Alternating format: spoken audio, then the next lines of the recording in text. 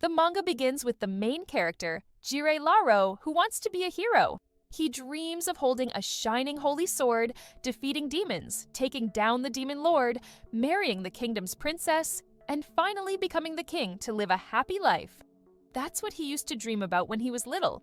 But now, that's all in the past. Someone knocks on Jirei's door. A girl asks if he can join her party.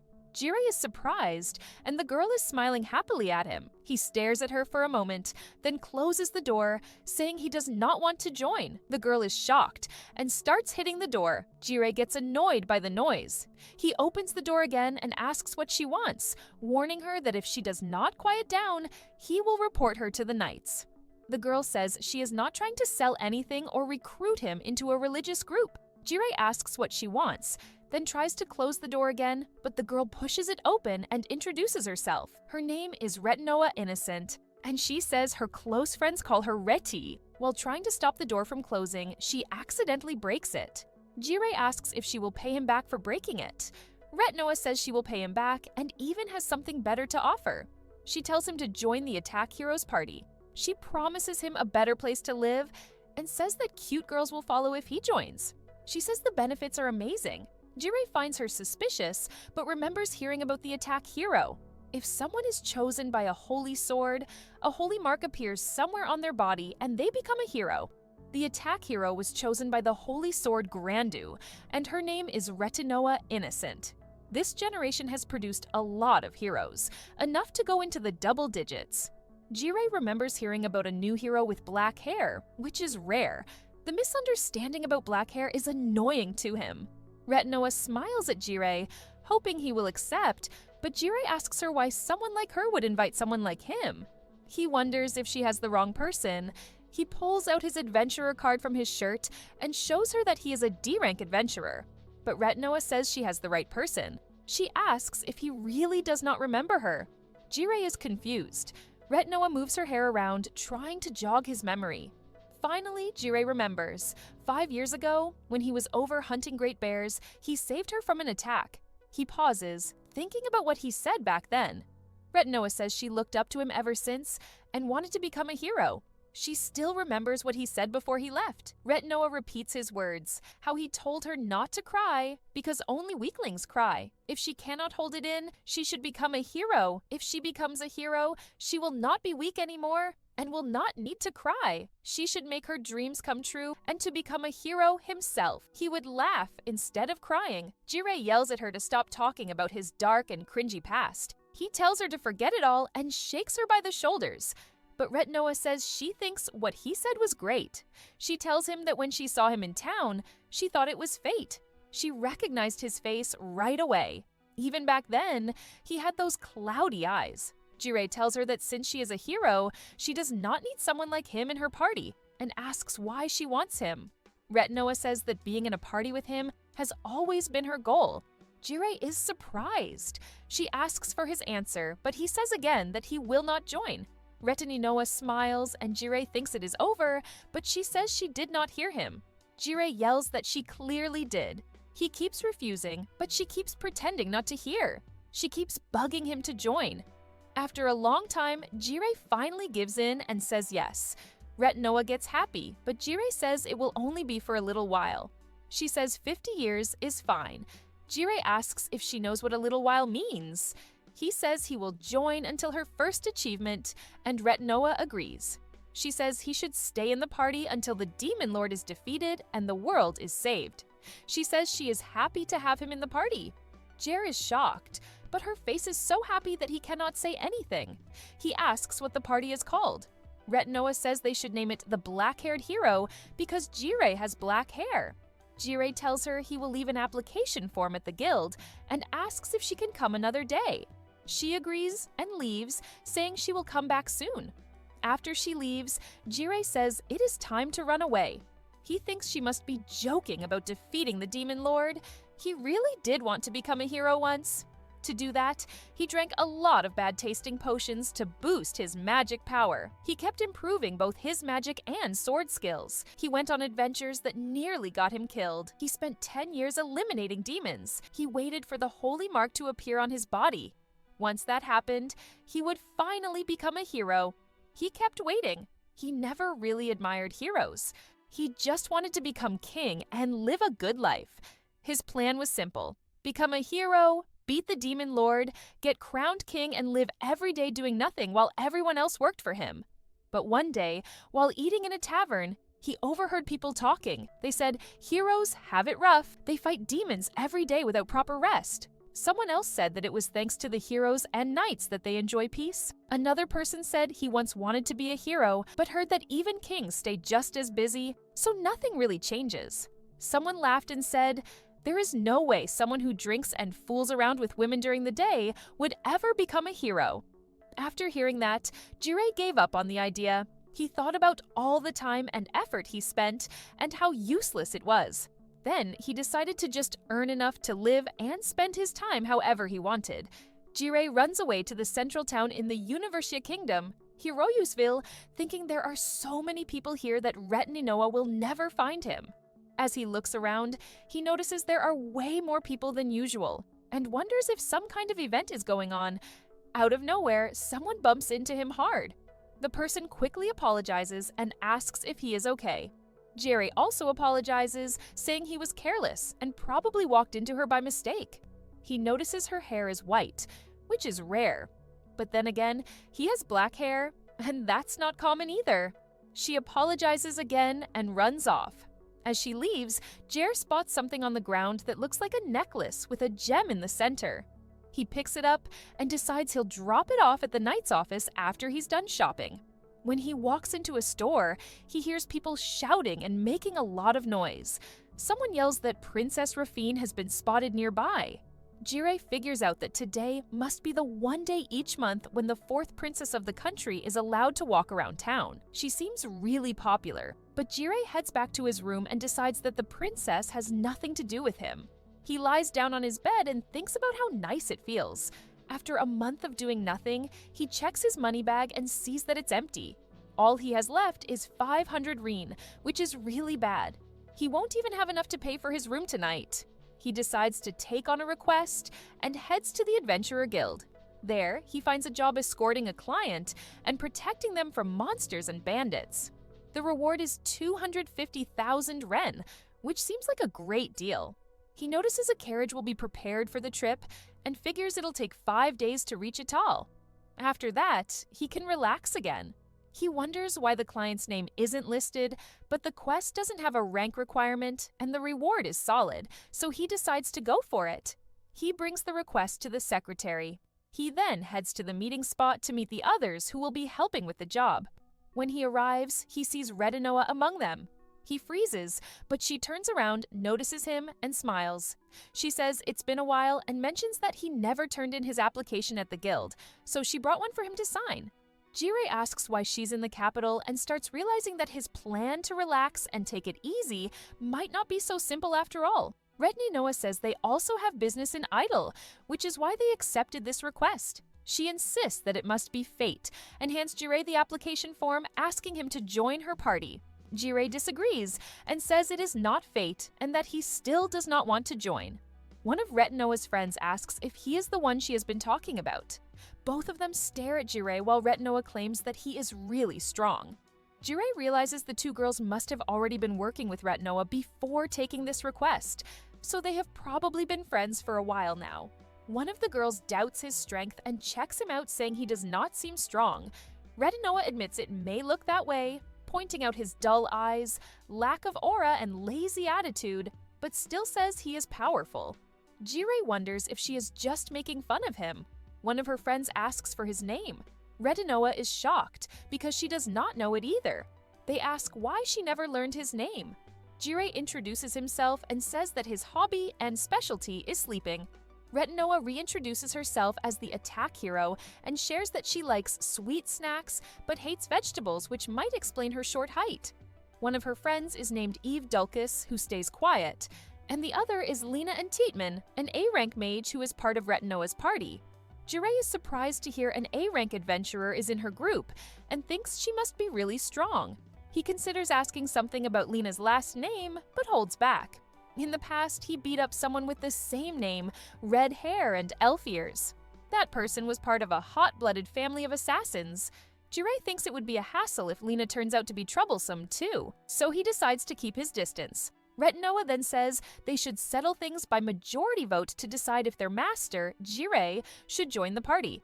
Jirei gets annoyed and asks who she is calling master, telling her to stop. Lina and Eve say they do not mind either way. Retinoa happily declares that with 3 against 1, it is settled. Jirei points out that Eve said she does not care, which is not the same as wanting him to join. Retinoa insists Eve does want him to join and even pulls down Eve's hood, saying she just has an emotionless face. She says they should let Eve decide for real. Jirei is certain someone like Eve, who sees him as a D rank with gloomy eyes, would never want him to join. But Eve just says it is fine either way and walks off clearly annoyed. Jirei feels bad for upsetting her, but Lina tells him that she is always like that and not to worry. Jirei looks around and realizes the client has not shown up yet. Then someone suddenly pushes him aside. The person greets Retinoa and says it has been a while. Introducing himself as Kane Staltz, a B-rank adventurer. He claims it is fate that they are meeting here, saying that high-status people like him and Retinoa are connected by destiny. Jirei wonders if Kane knows Retinoa personally, but her face shows she has no clue who he is. Kane turns to Jirei and says he has been curious for a while now, asking why a D-rank adventurer like Jirei is here with them. Jirei replies that he accepted the request, but Kane says that is not what he meant. Kane, who is the 3rd son of the Schultz family, says he will explain in simple terms so someone lower than him can understand. He questions why Jirei is on a quest meant for C and B ranks. Jirei admits the escort mission may be hard for someone of his rank, but points out that the quest paper clearly said rank is not important. Kane accuses Jirei of being the kind of low-rank adventurer who leeches off others and tries to earn easy money while the rest do the real work. He says he hates people like that. Kane pulls out his coin pouch, throws it on the ground, and tells Jirei to take it. Other adventurers nearby start to watch the scene. Retinoa looks like she wants to step in, but Jirei stops her. Kane tells Jirei that after picking up the money, he should leave the quest since he is useless. He claims low-rank adventurers are just trash. Jirei says he might be someone who wants money and maybe even acts like trash. But there are D-rank adventurers who are smarter about medicinal herbs or monster dissection than anyone else. Some donate all their money to orphanages. Jirei says none of those people are trash. Kane looks stunned. Kane says it does not matter what trash says. They are still trash, and tells Jirei to pick up the money and go. Jirei feels angry, but crouches down and starts picking it up anyway, saying that his wallet is empty. As he picks up the coins, he says he does not need the money, but someone like Kane definitely does. Kane laughs and says that as the 3rd son of the Schultz family, the money he threw is nothing to him. Jirei responds that Kane must need the money since he is not even eligible to become head of his own family. Jirei tosses the money back at Kane, suggesting he use it to buy some tea cakes and suck up to the client. He mocks Kane for getting to B rank thanks to his family, sarcastically calling him a great adventurer. Kane gets furious, draws his sword, and tries to strike Jer. Right before Kane's sword can hit him, a mysterious person suddenly speaks, telling them to calm down. The blade stops. The person tells them both to stay quiet and instructs Kane to lower his weapon. The mysterious woman tells them not to say a word and to put down the sword. Kane's body moves on its own, and his sword drops to the ground. Jirei realizes that she's using word magic, which is extremely powerful and can't be learned without talent. The woman has black hair like Jirei, but is using a ring of transformation to hide her true appearance. And Jirei wonders who she really is. She says she'll give them a chance to explain themselves and uses her word magic so Kane can speak. Kane yells at her to lift the magic and demands if she knows who he is, claiming to be the 3rd son of the Schultz family. Before he can finish, she says that she's the one who put in the escort request to Ital and that her name is Fina. Fina says she was told the Stoltz family would send someone useful, but she must have misheard because Kane doesn't seem useful at all. Kane is shocked. Fina says she won't cancel the contract this time because of the family's reputation, but warns him that if it happens again, she'll report him. Kane looks scared. Then Fina turns to Jirei and says it's his turn to explain. Jirei asks why he should, but Fina says that even though Kane drew his sword, Jirei made things worse by provoking him. She says she has more to talk about with him and tells him to ride in the same carriage as her. Jirei is surprised and Rei gets excited, saying that her master is getting close to the client. Jirei says it's not exciting and just means more lectures. The group gets ready to head to it and Jirei joins Fina in the carriage. He introduces himself and speaks formally, but Fina tells him to drop the honorifics and just call her Fina. She says she doesn't want to lecture him, just ask some questions. She asks if he knows anyone from his hometown or friend group who has black hair and wears a mask. Jerry says no, and that he was the only one with black hair in his hometown.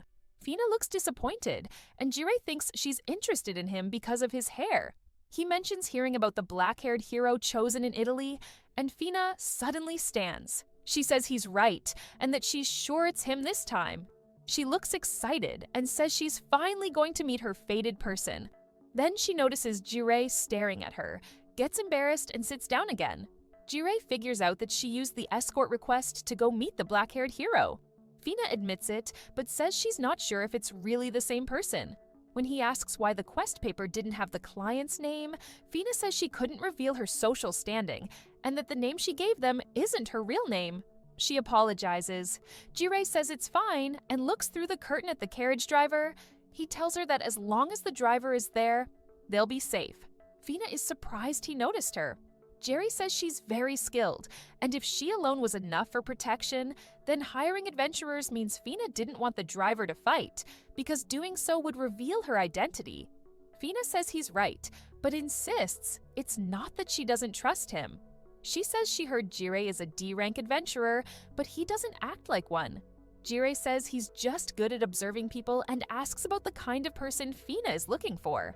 Fina becomes excited and talks about the person she's searching for.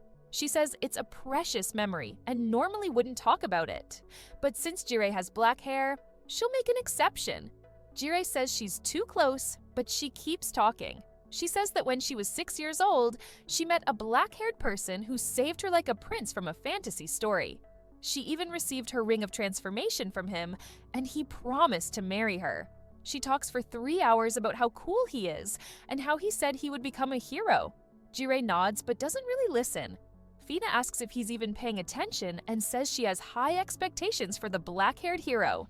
Then her stomach growls and she becomes embarrassed. She apologizes, saying she talked too much. She was planning to stop and set up camp later, but Jirei remembers he still has snacks from before.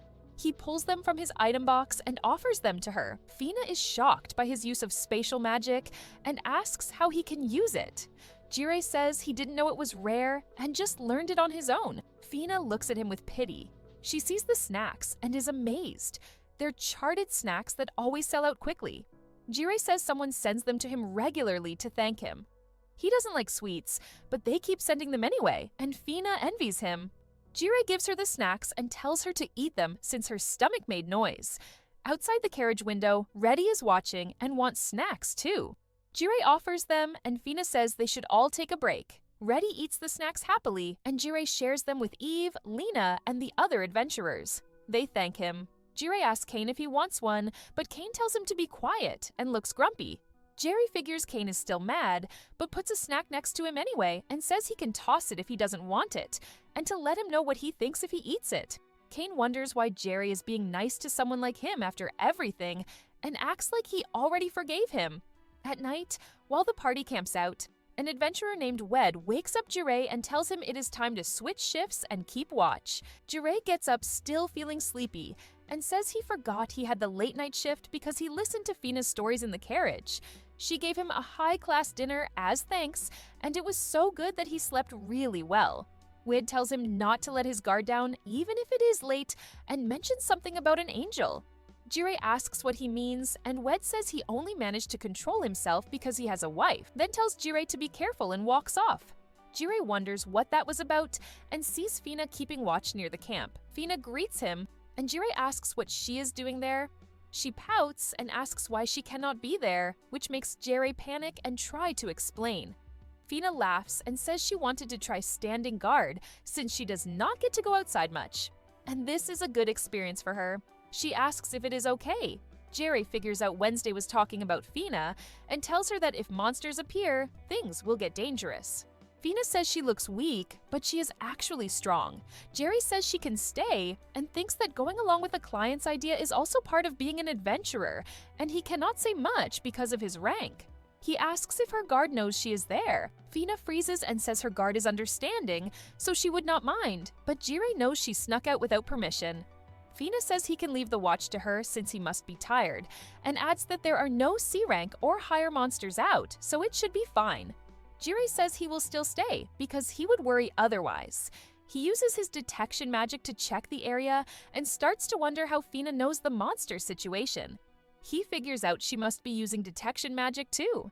His magic picks up something moving in the bushes. He throws a stone and a rabbit jumps out. Clearly frightened, Jirei picks it up and sees that it is a drooping rabbit, a D-rank monster. He says they are rare to see because they usually hide so fast. Fina calls it cute. Jirei asks if this is her first time seeing one, and she says it is. He explains that its meat and parts are valuable, takes out a knife and tells her to look away. Fina looks horrified, and Jirei says he is not going to hurt it. He raises his arm and asks if she wants to pet it. Fina smiles and asks if that is okay. She pets the rabbit, puts it in her lap, and says it is very fluffy. Jirei notices she is wearing a necklace and asks about it. Fina says it is her treasure. She dropped it earlier, but someone kind returned it. Jirei realizes that the necklace he picked up must have been hers. He thought it was someone else's because the person had white hair. Fina says the necklace has a photo inside. Jirei asks if it is the black-haired person she talked about in the carriage, and Fina says yes. She says every time she sees it, she thinks of that person. Jirei figures she is about to go on again about her precious person. Fina says she sometimes gets scared wondering if the person is still alive. She has been waiting for 9 years. Jirei tells her that he believes the black-haired hero is alive, even though he has no way to prove it. Fina thanks him and says he is kind. Jirei gets flustered and says he is a kind and handsome guy who just prefers sleeping and doing nothing. If he could, he would stay at home forever. Fina says that is not a good idea, but Jirei says doing just enough to live is good enough, and he lives without stress. Fina says she wants to be free too, without thinking about her status. Jirei says that since she chose that path, it is fine to follow her heart and marry the black-haired hero. Fina is happy and says maybe she will meet him again and it will work out. She says she is reckless enough to try. Jirei tells her not to worry about it so much. She waited 9 years already, so it is okay to be a little selfish. Fina says she is surprised she opened up this much to someone like Jirei. He tells her she can keep talking to him if she wants, and if she has any worries, he will listen. Fina jumps up happily and says she wants to talk more about the black-haired hero. Jirei says only for a little while, little. Several days pass after taking the request, and not much has happened.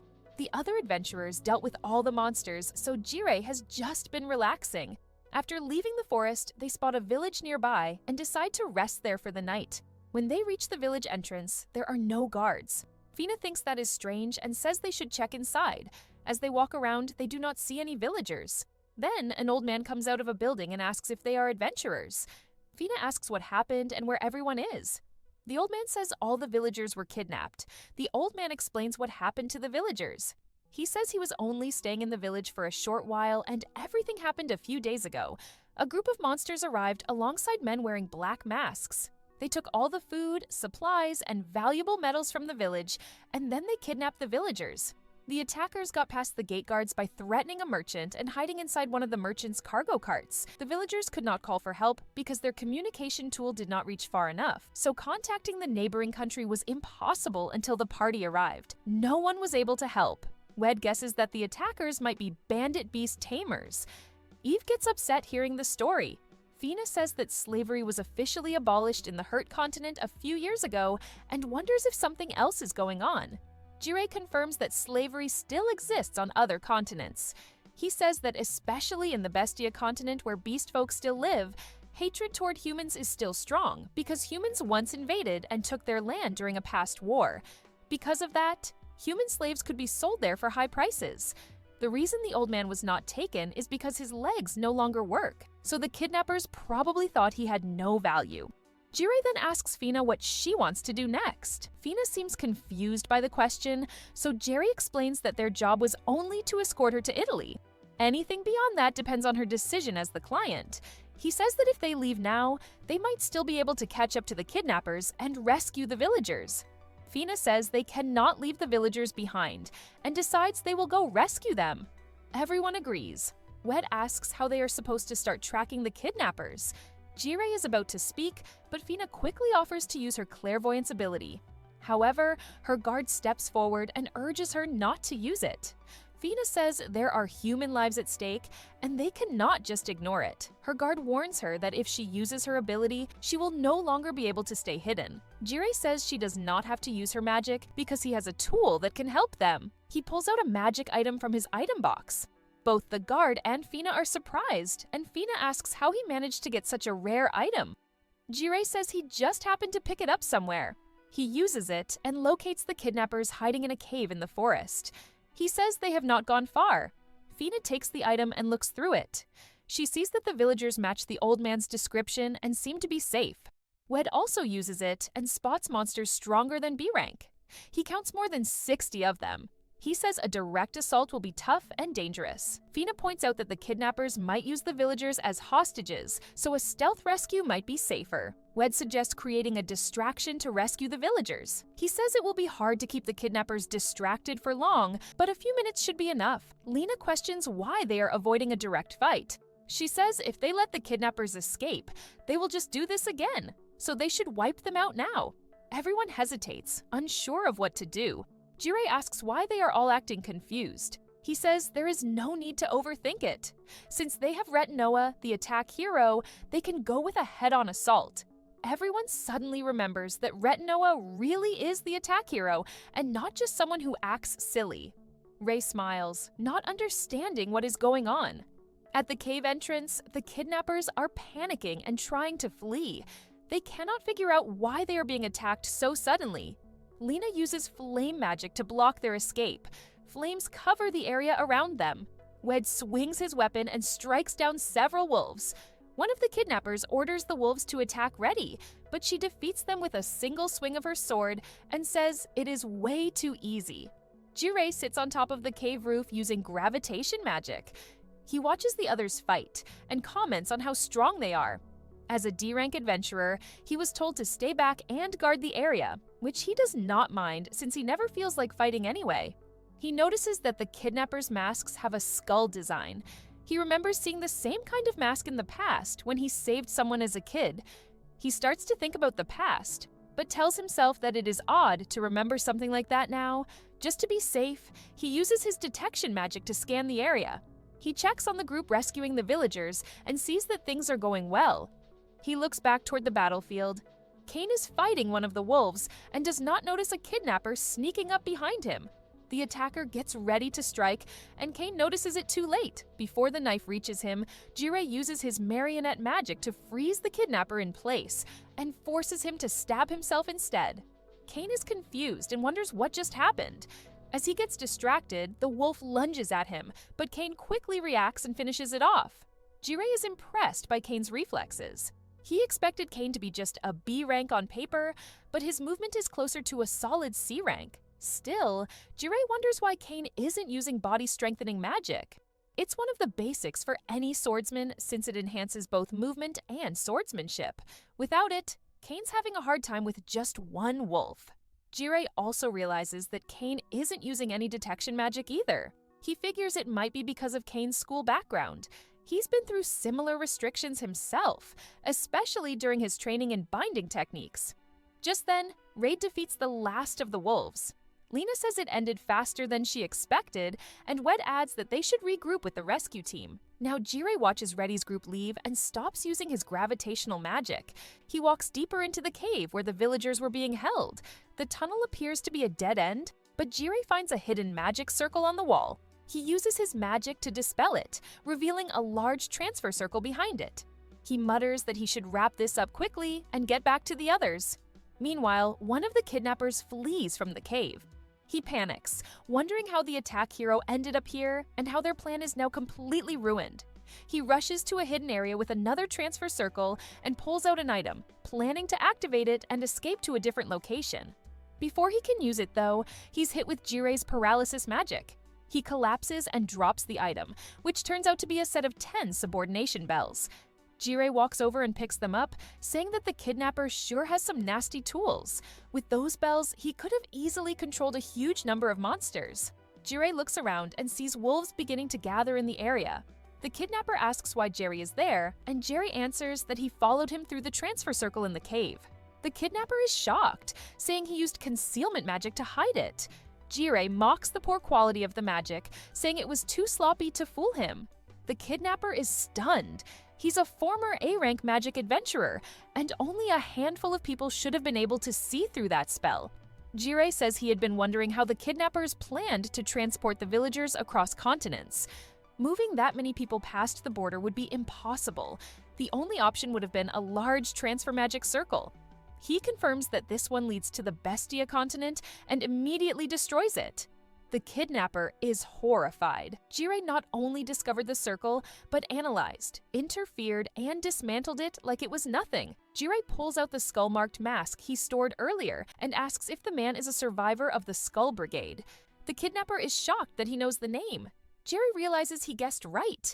He thought he had wiped them all out years ago, but was clearly careless. As he prepares to leave, the kidnapper feels the paralysis magic wearing off and tries to escape. Jirei casually warns him not to move, but it's too late. The kidnapper screams in pain. Jirei explains that the paralysis he used carries poison, and if he moves, it spreads through his body, causing agony. He adds that the poison will finish him off in a few minutes, so trying to run is pointless. The kidnapper panics and begs Jirei to save him. Jirei asks if he swears to turn himself into the knights and change his ways. The man desperately swears he will. Jirei places his hand on him and the kidnapper smiles, thinking he's been forgiven, but Jirei grabs his hair roughly and glares at him. He tells him he decided long ago never to believe people like him again. Jirei asks if the kidnapper knows what happens to human slaves in the Bestia continent. They are tortured so badly that they wish they were never born. No one comes to help. No one cares. Jirei throws him to the ground and says he doesn't deserve any mercy. As Jirei walks away, the kidnapper throws one of the subordination bells at him in desperation. The surrounding monsters start rushing toward Jirei to attack. The kidnapper laughs and says he'll take Jirei down with him, but Jirei calmly uses word magic and commands the monsters to stop and move aside. The monsters immediately freeze and make a path for him. The kidnapper watches in disbelief as Jirei walks through them, smiling coldly, and mutters that he must be the Demon Lord. Jirei uses word magic to make the monster move out of his way, then pulls a coat from his item box and puts it on. He says some cringy lines like, "Tonight, the darkness is deep," and acts like a demon lord. But when he gets back to the base where the party is, he feels embarrassed about what he did. Wade asks him if something's wrong and if he's feeling sick, but Jirei just says he's fine. Wed walks off while munching on some meat, and Jirei thinks back on everything. A few hours earlier, he had chased a survivor from a human trafficking group, following him through a transfer magic circle the man had set up. After that, it had been a while since his cringy side, part of a long-time illness from childhood, woke up again. Jirei decides to forget about it and looks over at the party the villagers have thrown. They wanted to celebrate being rescued and show their appreciation, so they made a ton of food and planned to have fun. While eating some meat, Jirei notices Kane walking away from the party and wonders what's going on with him. He approaches Kane and asks if he's not eating, but Kane tells him to leave him alone. Jirei asks if he's not hungry, and Kane says he doesn't have the right to eat. Jirei wants to know what he means, and Kane says he couldn't do anything during the battle in the cave. The hero and other adventurers took down all the wolves, while he struggled with just one and got in their way. Jirei laughs and tells him not to worry because he was just house-sitting, while Kane at least joined the fight, which is more than he did. Kane gets mad, yelling at Jirei not to make fun of him. He says he's the third son of the Stahl's family, and that unlike Jirei, an adventurer with no obligations, he's better and different. Kane falls to the ground, thinking to himself that he has no talent at all. People have told him in the past that he's a disgrace to the Stahl's family and should be grateful just to be alive. Kane was born without magic, which was considered a condition. Since magic is necessary to become a swordsman, he had to rely on his physical body, but still couldn't catch up to his brothers. His father gave him a gift by assigning him a high adventurer rank, but Cain knew it was just to maintain the family's reputation. He ended up joining a party of high-ranked adventurers with a rank that was just for show. Cain hoped to grow stronger and prove himself so he could earn a place where he belonged.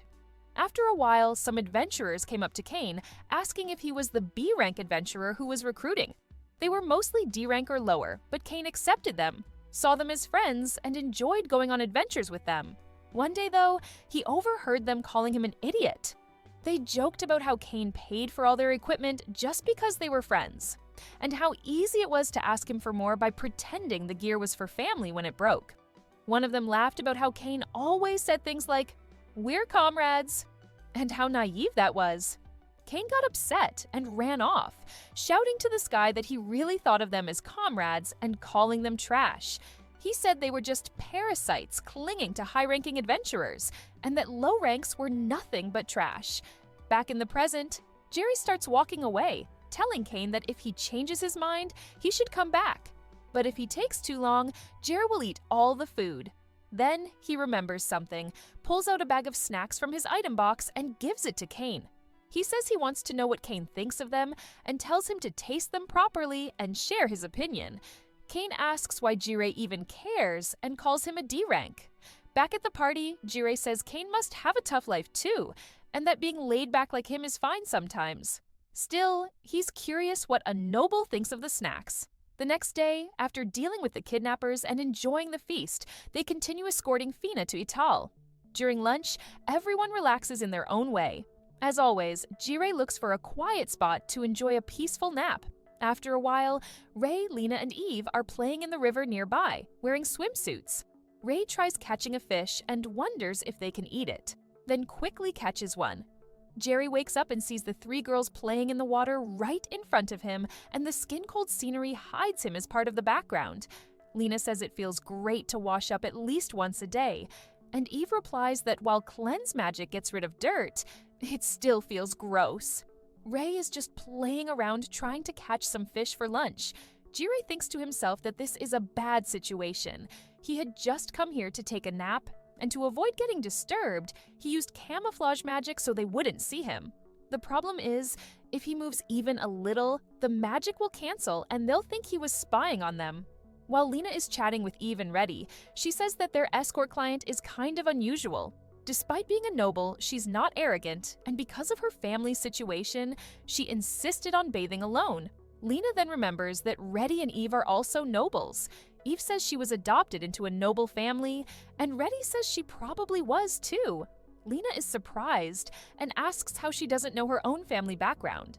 Then she turns to Eve and says that she thought Eve didn't like being friends with others, but now she's talking to them, which makes her happy. Eve tells her to stop talking so much. Then Eve turns around and asks Lena if they're really safe from being seen by anyone. Jirei starts to panic. Lena assures her it's fine, saying she checked the area with detection magic and didn't find anyone around. She also set up a barrier so no one can get through. Eve still worries that someone might show up, but Lena says there's no way unless someone used extremely high-level disguise magic. Jirei thinks to himself that his camouflage magic is exactly that, which really sucks for him right now. Lena asks Eve why she's so worried when they're just wearing swimsuits anyway, and jokes about whether Eve has a crush on someone. Eve gets embarrassed and denies it, saying she's just normal and believes a girl should only show herself to someone she likes. Someone once told her that people don't like girls who don't take care of themselves. Lena says that Eve definitely has someone she likes, and she's kind of jealous that Eve can say she's a normal girl. Lena then asks hypothetically what Eve would do if someone did see them. Eve says that she'd make sure they regretted being born. That makes Jir panic again and accidentally let out a small noise. Lena hears something and wonders what it was. Eve starts getting suspicious, but Lena reassures her that there's no way anyone's there. Jirei stays frozen and thinks that he's really in trouble now. They'll find him any second since they know where the sound came from. He realizes he has no choice but to do something fast. He quickly transforms into a drooping rabbit using magic and tries to escape. But Eve and Lena catch him almost immediately and start touching him. Lena says it's rare to catch one of these rabbits, and Reddy returns with a big fish, excited that they'll have both fish and meat for lunch. Jirei panics even more because his transformation magic is weak, and he can only hold it for about 3 minutes. Eve pets him, saying how cute he is, but he runs off before the transformation breaks. Eve is disappointed. Jirei turns back into himself once he's safely away and says, "That was way too close." He hopes nobody found out and that his dignity is still intact. As he's walking, he notices a gathering of spirits in one area. He spots a girl swimming and talking to the spirits while showing her body. Jirei is shocked by the sight and thinks it's like something out of a fairy tale.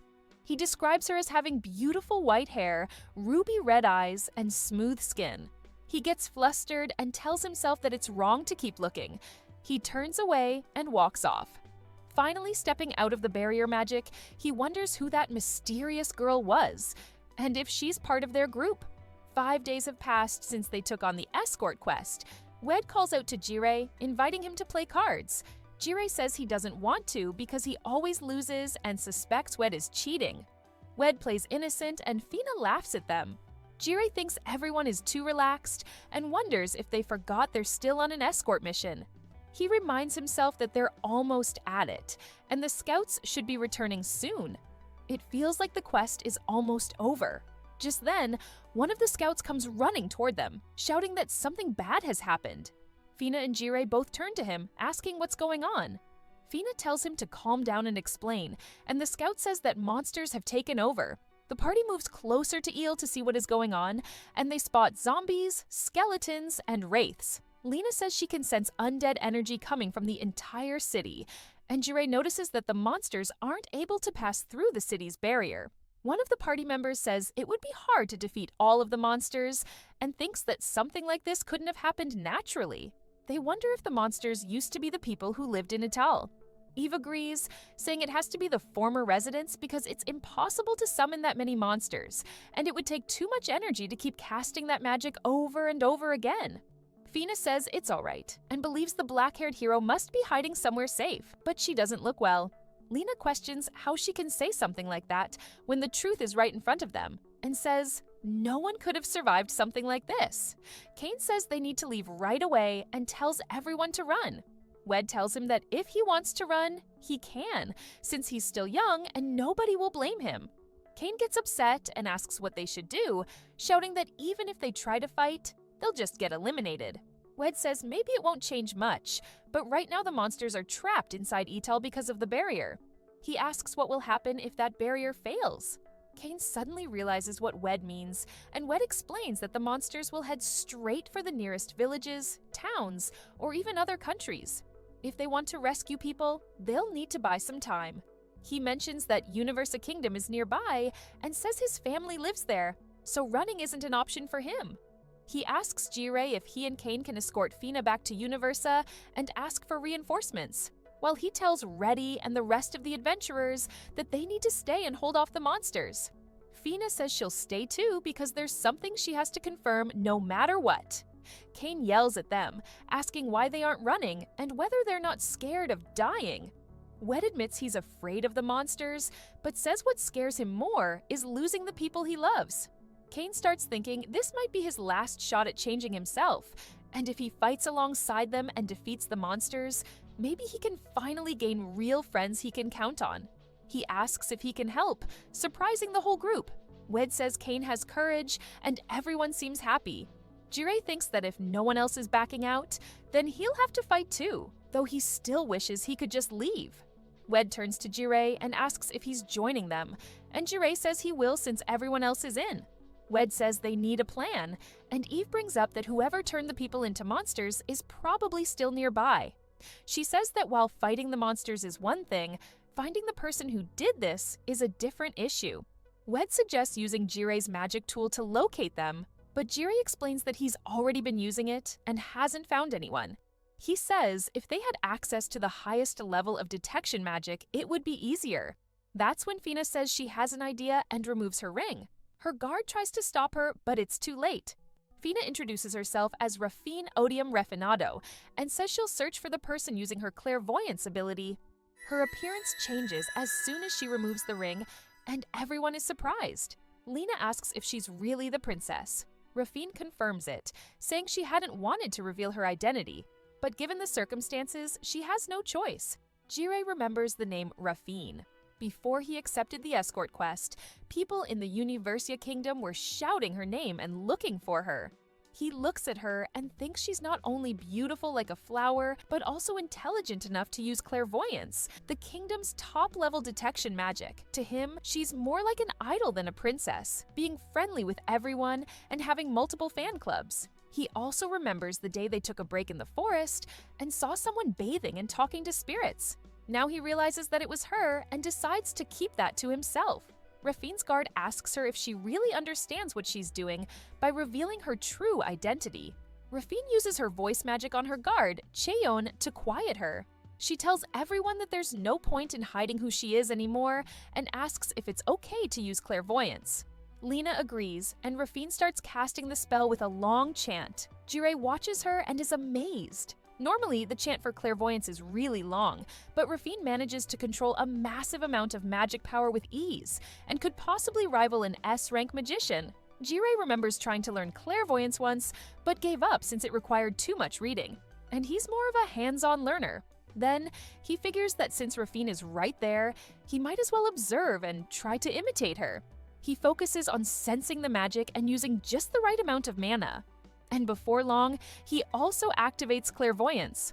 Right after that, he notices someone behind him and is confused, thinking there's no way he found someone that quickly since no one else has picked up on it. He realizes that Rafine's clairvoyance didn't detect the monster because its level is much higher than hers. The monster decides that it's time to strike the party. The monster steps out from the bushes where he was hiding and introduces himself as Karifs, the Death Eater, one of the 4 heavenly kings who serve the Demon Lord. He tells the party to come and embrace eternal sleep at his hands, acting like a typical evil villain before the main character shows up to defeat him. The group is caught off guard, and Rafine asks why her clairvoyance didn't detect him. Karifs mocks them, calling them pathetic and saying there's no way a weak ability like that could pick up on him. He says he only revealed himself because they failed to find him, then laughs at them. One of the adventurers launches an attack using Void Blade Decapitation, but the strike fails. Karf's barrier blocks it completely.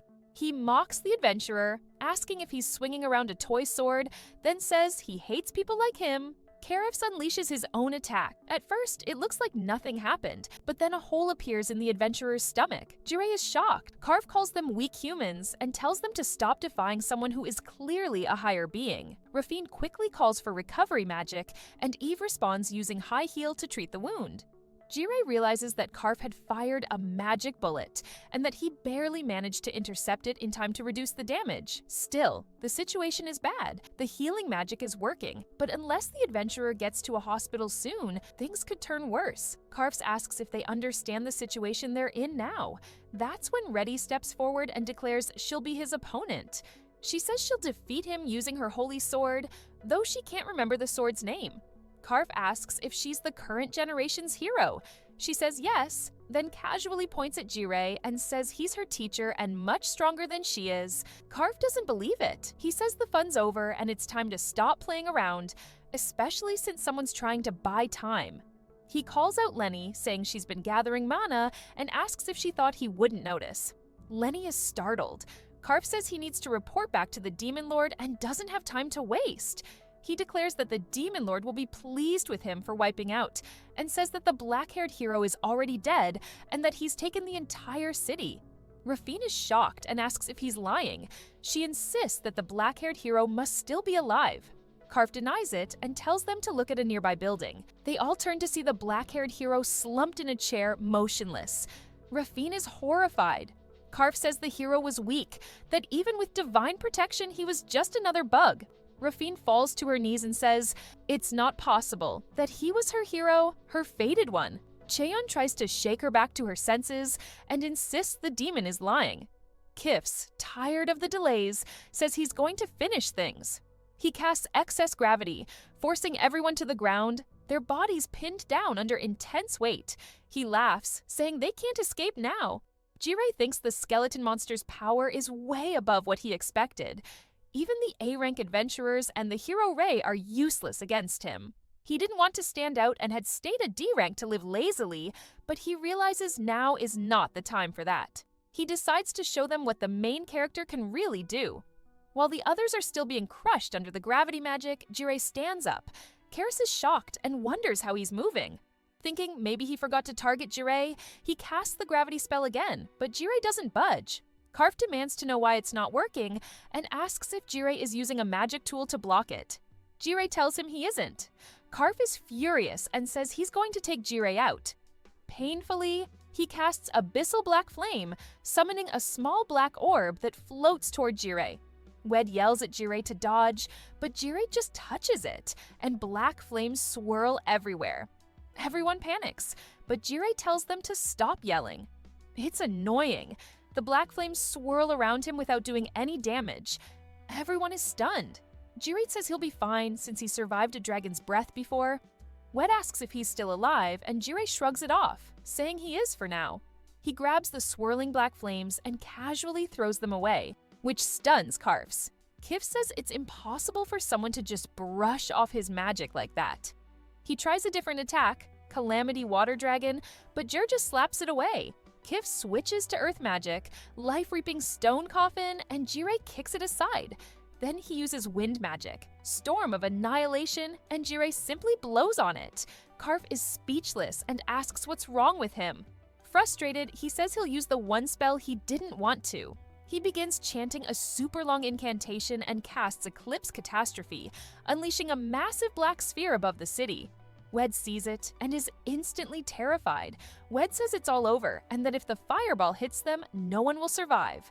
What he doesn't know is that the main character can easily handle it. Jirei calmly says it's fine and uses his magic skill interference to erase the massive black ball from the sky. Wed and Karf are both stunned. Karf stammers, asking what, why, and how it happened. Unable to form a proper sentence, he admits he doesn't understand and asks if Jirei is even human. Jirei replies that he is. He looks human and even calls himself handsome. Jir then asks Carface if he's out of mana, and Karf is visibly shocked. As Jir starts walking toward him, Carface panics, saying there's no way he could lose to a human. Suddenly, he gets an idea and uses his magic to pull Kane in front of Jirei as a shield. Kane panics, saying he can't control his body. It's moving on its own. Karifs laughs and says he used manipulation magic with what little mana he had left. Since Kane has barely any mana, he was easy to control. He taunts Jirei, saying that now that his friend is a hostage, he can't do anything. Jirei calmly says that Kane isn't really his friend, which stuns Kane. Carface asks if they're really not friends, and Kane seems confused too. Wed tells Jirei to stop joking around, but Jirei says their relationship only exists because of the escort quest. He calls Kane just an acquaintance, a stranger, not a friend. Both Wed and Karf are taken aback. Karf calls him a demon and says he's a horrible person. Then he comes up with another plan. What if he takes more people hostage? What if every citizen in Italade on Jirei? Wed asks what he means, questioning whether any of the citizens are still alive. Jirei realizes what Karfs did and uses falsehood barrier magic. He explains that this magic can turn lies into truths in a certain area if specific conditions are met. Conditions like a red sky, collapsed buildings, lots of blood and flesh. And he had set the reversal of life and death as the condition. Jirei says Karf has bad taste. Karf laughs and asks if Jirei doesn't want to save the people in the city. Rafine begs Jirei to save them. She's crying and asks if it's even possible. Kifs taunts them, asking if there's anyone in the city they'd want to save. Rafine says that if the black-haired hero isn't there, then nothing matters. If he could come back to life, she would do anything. She keeps begging Jirei to save them. Jirei thinks she must be talking about the person who had just been eliminated, but he also believes that the divine protection from the Holy Mark should have kept that hero safe inside the barrier. He asks Rafine if she really means it when she says she'll do anything. She gets scared, but Jirei tells her she doesn't need to go that far. He'll save them. He casts Purify Undead magic across the entire city, breaking Karfas's spell. The citizens wake up confused, wondering if they just had a nightmare. Even the black-haired hero wakes up thinking he had just fallen asleep. Kifs is in disbelief. asking what Jirei did and why his barrier disappeared. Jirei explains that to remove the falsehood barrier, all he had to do was change the conditions. He used a slightly altered version of turn undead to clear the sky and repair the damaged city, which reversed the effects and brought everyone back to life. Karfs is stunned that Jirei makes it sound so easy. He says he has to escape now and threatens to take Kane down with him if Jirei tries anything. But Kane speaks up, telling Jirei not to worry about him. Rather than being a burden, he says he'd rather be eliminated along with Kars. Karf is thrown off and asks what he's talking about. Kane admits that throughout his life, no one needed him, and he doesn't mind dying here. Jirei says he's not planning on letting him die. While it's true that Kane is selfish and only thinks of himself, Jirei says he still needs him. Then he uses an overpowered magic spell, saying he won't let Kane be eliminated. In one strike, he takes down Karafs. The monster disappears, and with that, the gravity spell on the party fades. They can finally move again. Jirei casually says that it's Raphael over, and Wed runs up and hugs him.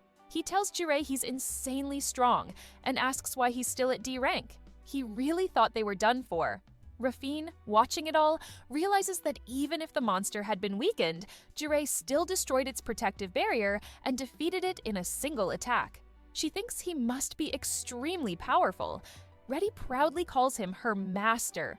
Jirei tells everyone to give him some space. He wonders if it would have been better to just walk away instead of fighting, then calls them all annoying. Still, he laughs, saying it felt kind of good to do it. Suddenly, though, he senses a strong aura nearby. It's not aimed at him. He looks around to find the target and sees a ball of magic flying toward Rafine. Jirei rushes over and pushes her to the ground just in time to save her. He realizes the attack came from one of the party members. He wonders if it was Lena, who shares the same last name as a known family of assassins. He questions why she would target Rafine. Before he can say or do anything else, he checks on Rafine, asking if she's okay. She says she is and asks if he's hurt. Jirei notices his clothes got burned while shielding her. He takes off his shirt to grab a new one. Rafine gets flustered, but notices a scar on his chest. She suddenly realizes that Jirei might be someone she met in the past. The story shifts to 9 years in the past, when Rafine was still a child. She's playing tag with some of the palace maids and taps one of them, telling her she's it now. She dashes off laughing, while the maid complains that the plates she was carrying are now all broken. Back then, Rafine behaved like any childish girl, often causing trouble around the royal palace. Her father, King Paler Odium Refinado, adored her, and no matter what mischief she caused, she was never punished. But there was a reason behind her constant pranks. Rafine once approached her older sister and asked if she wanted to play, but her sister dismissed her coldly, calling her dirty blood. Another sister said that she would never play with an unofficial child like Rafine, warning that even being near her would make her dirty. Alone in her room, Rafine played with her stuffed bear and wondered why none of her sisters wanted to be with her. Her father was always too busy, and she cried, asking herself if she had done something wrong. She was always by herself and wanted someone to notice her. Because she was so lonely, she began playing pranks just to get attention. Over time, she developed a habit of sneaking out of the royal castle and heading into the forest nearby, where she had built her own secret base. One day, she used voice magic to command a maid to stop in her tracks, then made her way into the forest again. Excited, she proudly declared that she'd successfully escaped the castle once more. But near her base, she spotted a boy doing exercises and wondered who he was. He had black hair and wore a strange mask. The boy sensed someone nearby and warned them to show themselves, threatening to come over if they didn't. Rafine, scared, didn't answer, so the boy ran toward her and soon realized it was just a little girl. He told her this wasn't a place for a child and she should go home before her parents got worried. Rafine argued that this was her place and told the boy to leave. He said it wasn't like she owned the land, so why should he? She insisted that it was her secret base and tried to use voice magic to make him leave, but it didn't work. Surprised, the boy asked if she'd done something to him. Rafine was confused as to why her magic hadn't worked, and the boy, thinking maybe he'd been too harsh, apologized. When Rafine began to cry, he told her not to cry and offered to tell her a story. Her tears stopped, and the boy shared several tales, ones more exciting than anything she'd ever heard at the palace. Rafine was captivated. When he finished, he asked if she'd stopped crying, but Rafine replied that she was still crying and asked him to tell her more. He said that was enough for the day and that it was getting late, so she should go home. Smiling, Rafine promised to see him again tomorrow. From that day on, she visited the forest every day, and the boy always had a story to share. Out of all of them, her favorite was the one where a hero defeats the demon lord, saves the world, and marries a princess. Rafine asked if she could become a princess like the one in the story, but the boy said she definitely couldn't. Offended, she asked why, and he said it was because the princess in the story spoke politely, unlike her. Annoyed, Rafine adjusted her tone and tried to speak more formally, which made the boy laugh. She wanted things to stay like this forever. But one day everything changed. When Rafine arrived at her secret base like usual, she was suddenly ambushed by a group of kidnappers. They handed money to someone who had given them information about her and assumed she must be from a noble family. They planned to ask for a ransom or sell her for even more money. Scared, Rafine shouted at them and used voice magic to stop one of the men from moving. It worked briefly, and she tried to run away, but another one struck her from behind. Dazed and in pain, Rafine realized she couldn't control that many people at once. The leader of the group said he had changed his mind about letting her go and would sell her instead. He said she'd never see her parents again and ordered the others to cover her mouth and shove her in a bag. Just as Rafine cried for help, the boy from before appeared and asked what was going on. In a flash, he took down the surrounding kidnappers, leaving only the leader standing. The man drew his sword and charged at the boy, knocking his weapon away. He mocked the boy for trying to play hero for the sake of a little brat. The boy calmly asked why someone so strong would choose this kind of life. He said the man clearly had other options. So why do this? The kidnapper sneered, asking if the boy was begging for his life. The boy denied it and said he just didn't understand why someone with the power to live honestly would choose to hurt others and steal from the weak. The man replied that he did it because it was fun. He said living a normal life was boring and that the strong should do whatever they want. To him, life was about crushing the weak. He attacked again, but the boy stopped the sword with his bare hand. The man was stunned. The boy said he understood what kind of person he was now. Then he broke the sword with his hand and grabbed the man by the neck. The man cursed at him, but the boy calmly told him to swear that he'd surrender to the Chihuahuic order and regret what he'd done. If he did, the boy promised to spare him. The man quickly agreed and begged for forgiveness, swearing he'd live a proper life. He admitted that he had been a terrible person, willing to hurt and rob others without remorse. As the boy turned around, he noticed that the kidnappers' gang had gotten back up and were stepping on the bag where Rafine was trapped. One of the thugs groans, saying his nose is broken, then Krui steps on the bag Rafine is trapped in, making her cry out in pain. The main thug warns the boy not to move or else they'll eliminate the girl. He mocks the boy, saying that even if he's strong, he's still just a child. Laughing, he accuses the boy of fighting without the courage to eliminate anyone. The boy calmly asks if he was lying earlier when he said he'd regret what he had done. The thug sneers, admitting he would never make a promise like that. He demands the boy release his body reinforcement magic or they'll eliminate the girl. The boy silently complies, and as soon as the reinforcement is removed, the thug punches him. The other thugs pile on and beat him as well. The leader tells them to stop, saying the boy is strong, and it's a shame that he has to eliminate him. He makes him an offer join the Skull Brigade as his right-hand man. The boy flatly refuses, so the thug strikes him again. The boy then casts healing magic on himself, but the thug threatens to finish off the girl if he moves again. The boy, however, says it's no longer a problem. Looking around, the thug suddenly realizes that all of his men have been taken down, each with knives embedded in them. Panicked, he demands to know what the boy did. The boy tells him that at first he thought defeating monsters would be enough to become a hero. But now he understands that there's more to it. He thanks the thug for helping him realize this and says he hates people like him. And the reason is obvious. In desperation, the thug draws a knife and charges, but suddenly he can't move. The boy explains that he used marionette magic, which only works on people with low magic resistance. Then, with a final blow, he eliminates the thug and rushes over to Rafine. He takes her out of the bag, heals her, and asks if she's okay. Rafine thanks him, looking around in shock. The boy gently covers her eyes and tells her not to worry about what happened to the thugs. He explains that they were a well-known bandit group in the area. Rafine asks why he saved her, and he replies that heroes are supposed to save people. Blushing, Rafine stares at him, and the boy, thinking she might be sick, offers to carry her close to the castle. She asks if he's a hero, and he says that he's going to become one. He has a dream. Rafine tells him she'll cheer for him and realizes she likes him. A few months later, Rafine heads to the secret base again, but this time she finds the boy wounded, his chest covered in scratches. Panicking, she rushes back to the castle to get help, but healing magic does not work. Something is preventing it. She prays desperately, and eventually the boy recovers. She asks if he's okay now and tells him she wants to play again the next day, but the boy shakes his head and tells her he won't be coming back. When she asks why, he tells her that he has to go. He's headed into an important battle. Rafine begs to come with him, but he says she'd only get in the way. Instead, he gives her a magical item, the Ring of Transformation. He tells her he's going to win and wants her to wait for him with the ring.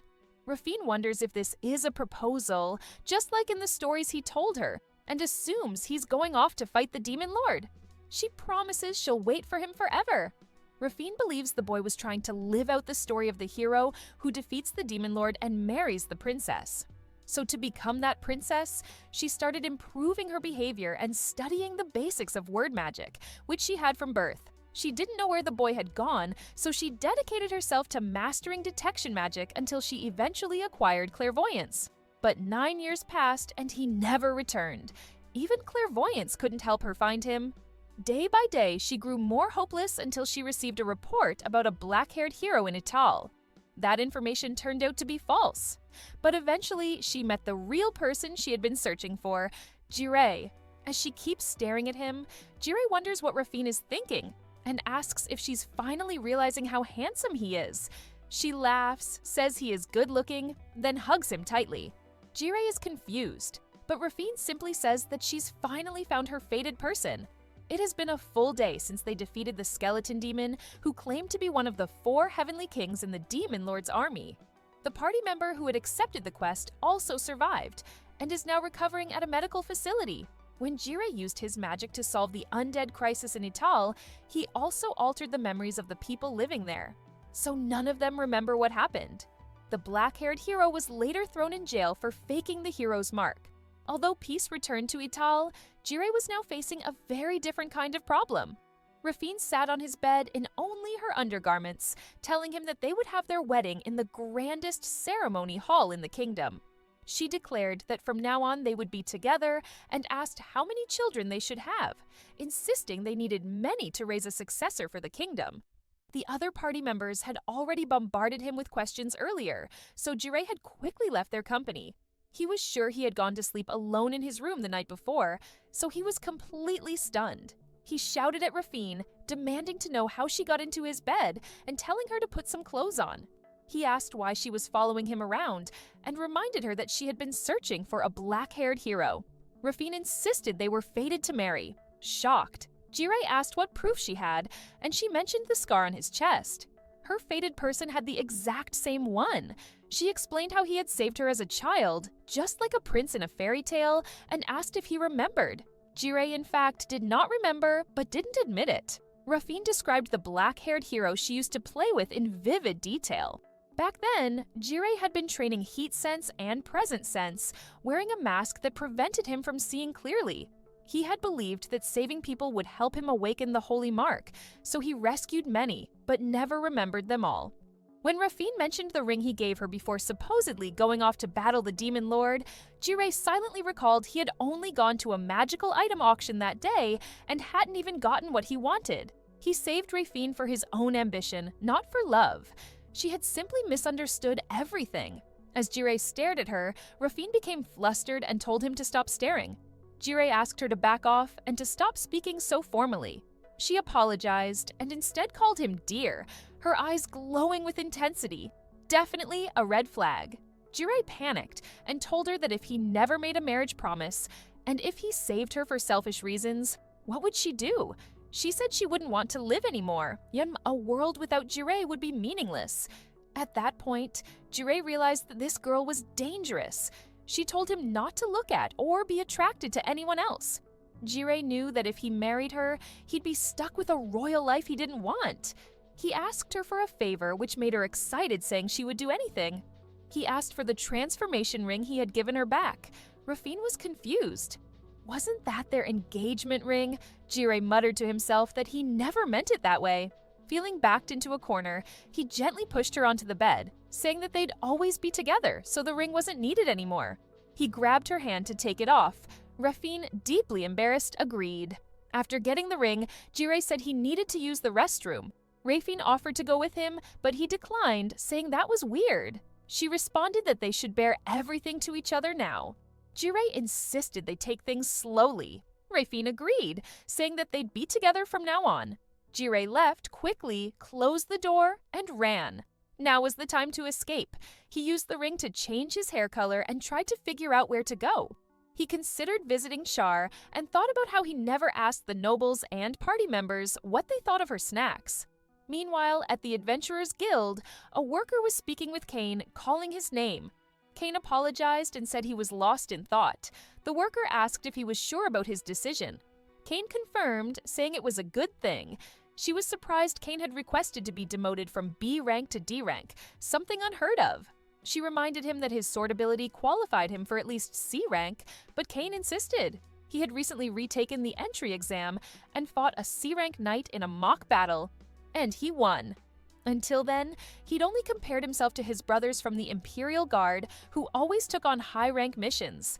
Winning made him realize his own strength, and since he was starting fresh, Dank seemed right. Kane was happy. He now shared the same rank as Jirei. Though he couldn't be Jir's companion just yet, he hoped to become someone useful to him one day. A voice called for him to hurry. The carriage was leaving. These were now his new party members. After the quest, he had apologized around the guild for causing trouble. When he bowed and asked to join a party again, they accepted. The guild worker pointed out that he left out his family name. He was part of the Schultz family. Kane told her to leave it that way. He was just Kane now. His new life was beginning.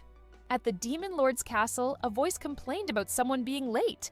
Karifs, the skeleton demon from Edel, burst into tears and ran to the Demon Lord, Luna. Luna asked why she looked like that and told her not to enter her room in that form. Karifs quickly transformed into her female appearance, explaining that her livestock was almost depleted and it took a long time to regenerate. Luna asked what happened with the black-haired hero and reminded Karf to buy sweets from Ital. Karf instead suggested turning the whole city into an undead city as an offering to the Demon Lord. Luna was horrified. This was the worst outcome. Karf, misunderstanding her reaction, thought Luna was impressed. Luna wept, lamenting that the hero was fake, and she only wanted some candy. She wondered why she was even a demon lord. Karf then showed her a magic ball projection of Jirei. Luna screamed in terror. She remembered him, a devil-like man who had chased her for 3 days and nights before she became the demon lord. She feared him deeply. Wanting nothing more than to live in peace, Luna decided she would give up on being a demon lord and go on a snack-eating tour. Elsewhere, Lena was in the forest and had finally tracked down Jirei.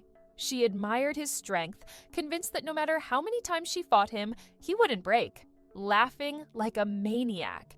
She said that the closer she comes to passing away, the more thrilling the battle. Initially, she had taken the escort quest to eliminate Rafine, but now she wanted to eliminate Jirei. She knew she wasn't strong enough yet and would need help. She began searching for someone's location. Jirei, meanwhile, finally arrives in the sorcery kingdom of Magicus Maya, just as Kane, Lena, and even Luna are heading there as well. Jirei's day starts the usual way, with him trying to go back to sleep. Honestly, he wishes every day could be like this. Even though he has been through a lot lately, like getting dragged into the hero's party or being proposed to by a princess, this moment when he can forget everything feels like the best. He shouts out that being lazy is the best. Suddenly, an elf woman pulls the blanket off him and tells him it's time to get up. Things were going too well, and Jirei thinks to himself that so much has happened recently that he never really got any decent rest. He was planning to relax in a cabin outside of town. But Reddy, the hero with the attack mark, showed up and for some reason invited him into her party. Then, during the escort quest too, he ended up fighting a skeleton who claimed to be one of the Demon Lord's heavenly kings. After all that, the fourth princess of the Universia Kingdom suddenly declared that Jirei was her fated person and proposed to him.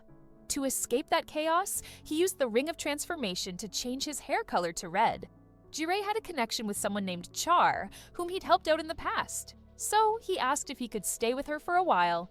He ran all the way to the country of sorcery, Magicos Maya, without resting.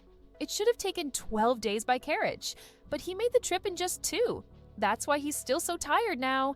Jirei asks Char to let him sleep for 3 more hours and tries to lie back down. Char refuses, saying he said the same thing yesterday and then didn't get up at all. She starts shaking him to wake him up while he drifts back to sleep. Jirei laughs, saying shaking him like that won't work.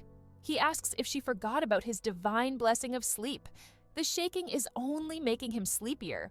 Char is surprised and asks if his blessing evolved, and Jirei says that his sleep blessing has now become eternal sleep. Char tells him to stop joking around and to get up. Jirei finally gets up and admits that the blessing was just a joke. Charintetman is an elf girl who always plays along with his jokes. Even though she looks like a young girl, she's actually over 500 years old. She might seem weak, but she was once a powerful assassin. When he met her, he was still training to become a hero, but he hunted too much and ended up damaging the ecosystem, which got him marked for assassination. Her assassination attempt had failed, and when Jirei was about to eliminate her, she suddenly started crying, saying she never wanted to be an assassin in the first place. So to calm her down, he gave her some candy. She acted like she had never tasted anything sweet before and immediately grew attached to Jirei. Now Char runs her own pastry shop called Charte. Jirei places his hand on Char's shoulder, which makes her flustered. She nervously asks what he is doing and says that while she's happy, it's already late and asks him to be gentle. She thought he was going to kiss her, but Jirei tells her she just has some bed hair. Embarrassed, Char scolds him for doing things that girls can easily misunderstand, saying it causes problems, then lightly hits him. While they chat, Char mentions that someone with black hair as pretty as an angel stopped by her store, asking if she had seen anyone else with black hair. She says she denied it. Jirei wonders if it was Rafine, but her hair is white, and she doesn't know he's at Char's place, so it must be someone else. Char lights up, excitedly, telling him that her new product is a huge success, and thanks him for giving her his opinion on it. Jirei brushes it off and says he didn't do much. It was all her, but doesn't tell her that he actually just read about the idea in a book. Char tells him it's fine if he stays with her forever, saying he doesn't need to work at all and she'll handle everything. Jirei declines, saying that would make him just a bum and he'd feel bad. He says he wants to work and repay what he owes her. She agrees, but says that since he likes magic tools, she got him a ticket to the 57th sorcery tournament in Magicus Maya, and the prize is a magic tool. She figured he would like it. Jirei admits he does want it, but the tournament isn't open to the public. To enter, one needs to belong to an organization or institution and have a recommendation letter, or their adventurer rank or magic power must be a rank. He tells her he doesn't meet any of those qualifications. Char insists it's his ticket and hands it to him. He looks at it and sees his name printed on it. He's shocked that the issuing institution is the Royal Magic Academy and wonders when he became a professor there. Just as he's trying to figure it out, someone speaks up behind him, saying they'll explain everything now.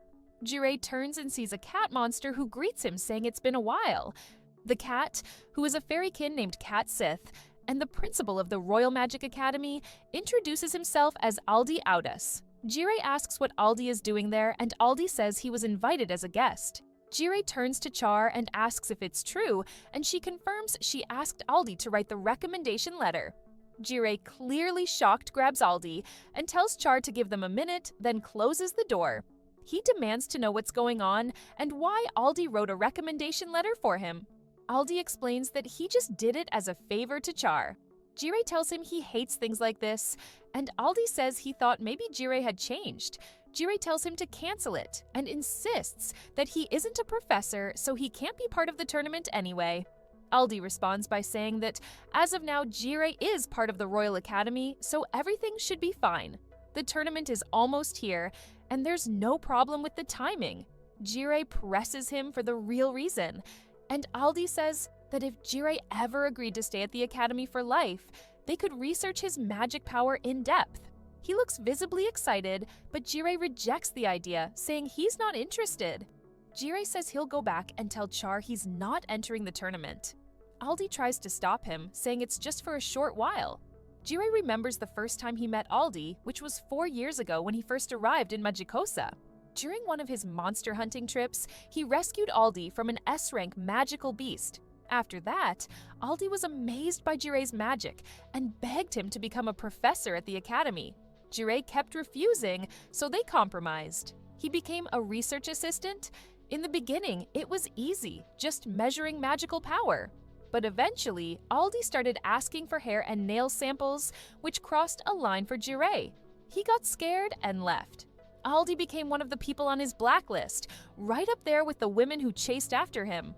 Back in the room, Aldi pats Jirei on the back and says he's glad to see him again. He mentions that after Jirei disappeared, the entire town was searching for a red-haired guy and thought he had died. Jirei remembers that his hair was red at the time, so nobody knows that his actual hair color is black, and he plans to keep it that way. Jirei repeats that he won't be a professor and refuses to do anything that annoying. Aldi tells him it's up to him. They return to the room, and Char asks if the conversation is finished. Jirei says he's going to cancel his entry to the tournament. Char immediately starts crying, which catches him off guard. She apologizes and says she didn't think about how he felt, and she regrets being selfish. Jirei tries to calm her down, saying she didn't trouble him. He just didn't want to do it. Char apologizes again and says she doesn't want him to do something he doesn't enjoy. Aldi stares at Jirei and asks what he really wants. Jirei sighs and says that he was just joking and he'll actually enter the tournament. Char lights up and smiles, saying she thought she had made things harder for him. Jirei realizes he really can't handle a crying woman. Aldi congratulates him on becoming a professor, and Jirei gets mad at him again. Jirei is relaxing outside, talking about the nice breeze and warm sun, saying this is the best life can offer and that he's glad to be alive. The reason he's lazing around on the academy grounds is because he can't take part in the tournament unless he's affiliated with the academy. Aldi tried to make him a professor, but teaching on such short notice was impossible. So now Jirei works as a janitor. The academy has magic tools installed all over that use clean and men's spells, and his job is simply to provide mana to activate them. These tools usually require about 15 days worth of mana to fully activate, but Jirei finished filling them up yesterday, so today he's just enjoying some well-earned laziness. He says he's lucky he doesn't have to attend lectures, and still gets paid just for sleeping. Just then, he hears someone yelling about having to attend lectures. Looking over, he sees an old man trying to talk to a group of kids. One of the students tells the man off, saying they're not interested in his lectures and to go somewhere else. Jirei realizes they're academy students skipping their lessons.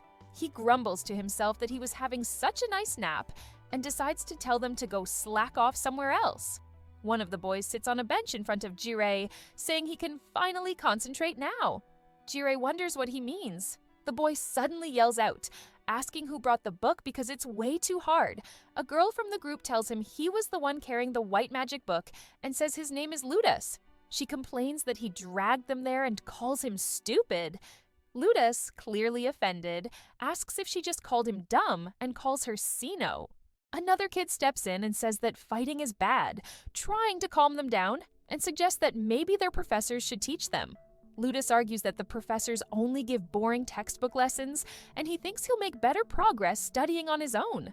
One of the other kids mentions that even if they ask their fathers or other relatives for help, they'd be rejected. Jirei, watching from nearby, had assumed they were just going to mess around, but it turns out they're seriously trying to study. He thinks maybe they've got some real goals, which is good. Ludus suddenly yells that he doesn't understand anything in the book and wishes there were someone who knows magic but isn't a professor to help them. Jirei hears that but thinks it's none of his business. Ludus then decides to just try the spell and says that even if he fails, it should be fine. One of the kids tries to stop him, but Ludus insists and starts casting a spell. He thinks he's figured it out and uses high heel on himself, thinking it worked until his arm suddenly falls off. He screams in terror. The others also panic, and Jirei jumps up, yelling at them to stop what they're doing. He thinks about how using healing magic on a healthy body without understanding its effects can cause problems. In this case, the mana had no target, so it ended up damaging his cells instead. Jirei quickly uses high heal on Ludus to fix the damage. Essio calls Ludus an idiot and tells the others to go find a teacher. They look over and realize Ludus's arm is fine now and ask what just happened. One of them says it looked like magic was used, wondering who did it. Jirei quickly lies back down on the ground, hoping they don't notice it was him. If they find out, they'll ask him to teach them. And that's way too much effort. The next day, Ludus shows up and tells Jirei that he'll defeat him and make him teach them magic. So wonders if the person with strange eyes who helped them yesterday was really him, saying he doesn't look strong at all. Ludus is confident, saying he'll win easily. Jirei sighs. It turns out that after the incident with Ludus's arm, the students went to Aldi and explained what had happened. Aldi knew Jirei was the only one capable of healing like that and suggested they ask him to teach them. Jirei initially refused, but agreed to it under certain conditions. He tells the students that if they can land even a single hit on him in 3 minutes, he'll teach them magic. If they fail, they have to leave him alone. Ludus calls him an old man, which annoys Jirei, who tells him he's only 18. The kids are shocked, thinking he was at least 26 and that he aged too fast. Ludus volunteers to go first, but Jirei says it'll be too easy that way and insists that they all attack together. Ludus thinks Jirei is underestimating them and casts Vinto Ignis, a powerful fire spell, but Jirei takes the hit with no damage. They're surprised he's totally fine. Jirei realizes that was pretty highly magic. The kids then try using a combination spell, linking several elemental spells into one. A complicated and difficult thing to pull off. Before they can finish, Jirei uses spell Interrupt to stop them and says they're moving too slowly. He figures the duel is basically over now, but then Ludus laughs. Jirei senses someone behind him and turns just in time to block an attack. He realizes they were using the combination spell as a distraction so another student could sneak in a hit. He admits they were using their heads, but then announces that time's up. 3 minutes have passed. The kids are disappointed and say it was too much for them. Jirei asks why they want to learn magic in the first place. They explain that even though they're all from noble families and hold high positions in society, they want to be adventurers and explore the world. They don't want to be used for political marriages or as second choices for family inheritance. Since they all have similar goals, they decided to form a party and learn magic to support each other. Jirei feels a little bad for asking. He tells them he'll teach them just a little. The kids are thrilled, but Jirei says he's not doing it for them. He just doesn't want to see them go out adventuring with no skills and end up getting themselves killed. They excitedly call him teacher and start asking questions. One wants to know how he canceled their spells, and another begs to learn healing magic. Jirei tells them to speak one at a time and to stop calling him teacher. If they want to learn from him, they need to keep quiet. Jirei explains something to the students and asks if they understand, but they say they don't and ask him to go into more detail. He already regrets deciding to teach them and thinks that being a professor is way too much of a hassle. He tells Ludus that he wants to learn the basics of why Jirei didn't get injured during their fight, which Ludus agrees to. Jirei explains that the output of his body reinforcement magic was simply stronger than Ludus's attack, so it canceled the damage. He adds that the result could change depending on magic resistance or attribute compatibility, but in the end, stronger magic always wins. Ludus argues that body reinforcement is beginner-level magic and asks why his advanced-level spells still failed. Jirei responds that Ludus is too focused on chanting and that magic used to be much freer in the past. To demonstrate, Jirei casts Fireball outside without chanting, which shocks Ludus. Jirei says that people wrongly assume beginner magic is weak, but with high mana output, even basic spells can be powerful enough to counter advanced ones. He wraps up the class there, but afterwards, Essio calls out to him. Jirei says he won't answer questions outside of class, but she brings up the giant crater left in the ground from his fireball demonstration. Jirei tries to excuse it, but it turns into a major incident, and he ends up having to pay the school 30 million ren. Since he's broke, he has no choice but to win the magic tournament and use the prize money to cover the cost. Still, trying to win sounds way too annoying to him, and now he's just hungry. He yells out that he wants food and wonders if there's a place where money flows endlessly. Someone nearby, sitting on a bench and reading a book, tells him to be quiet. He apologizes and notices it's Eve.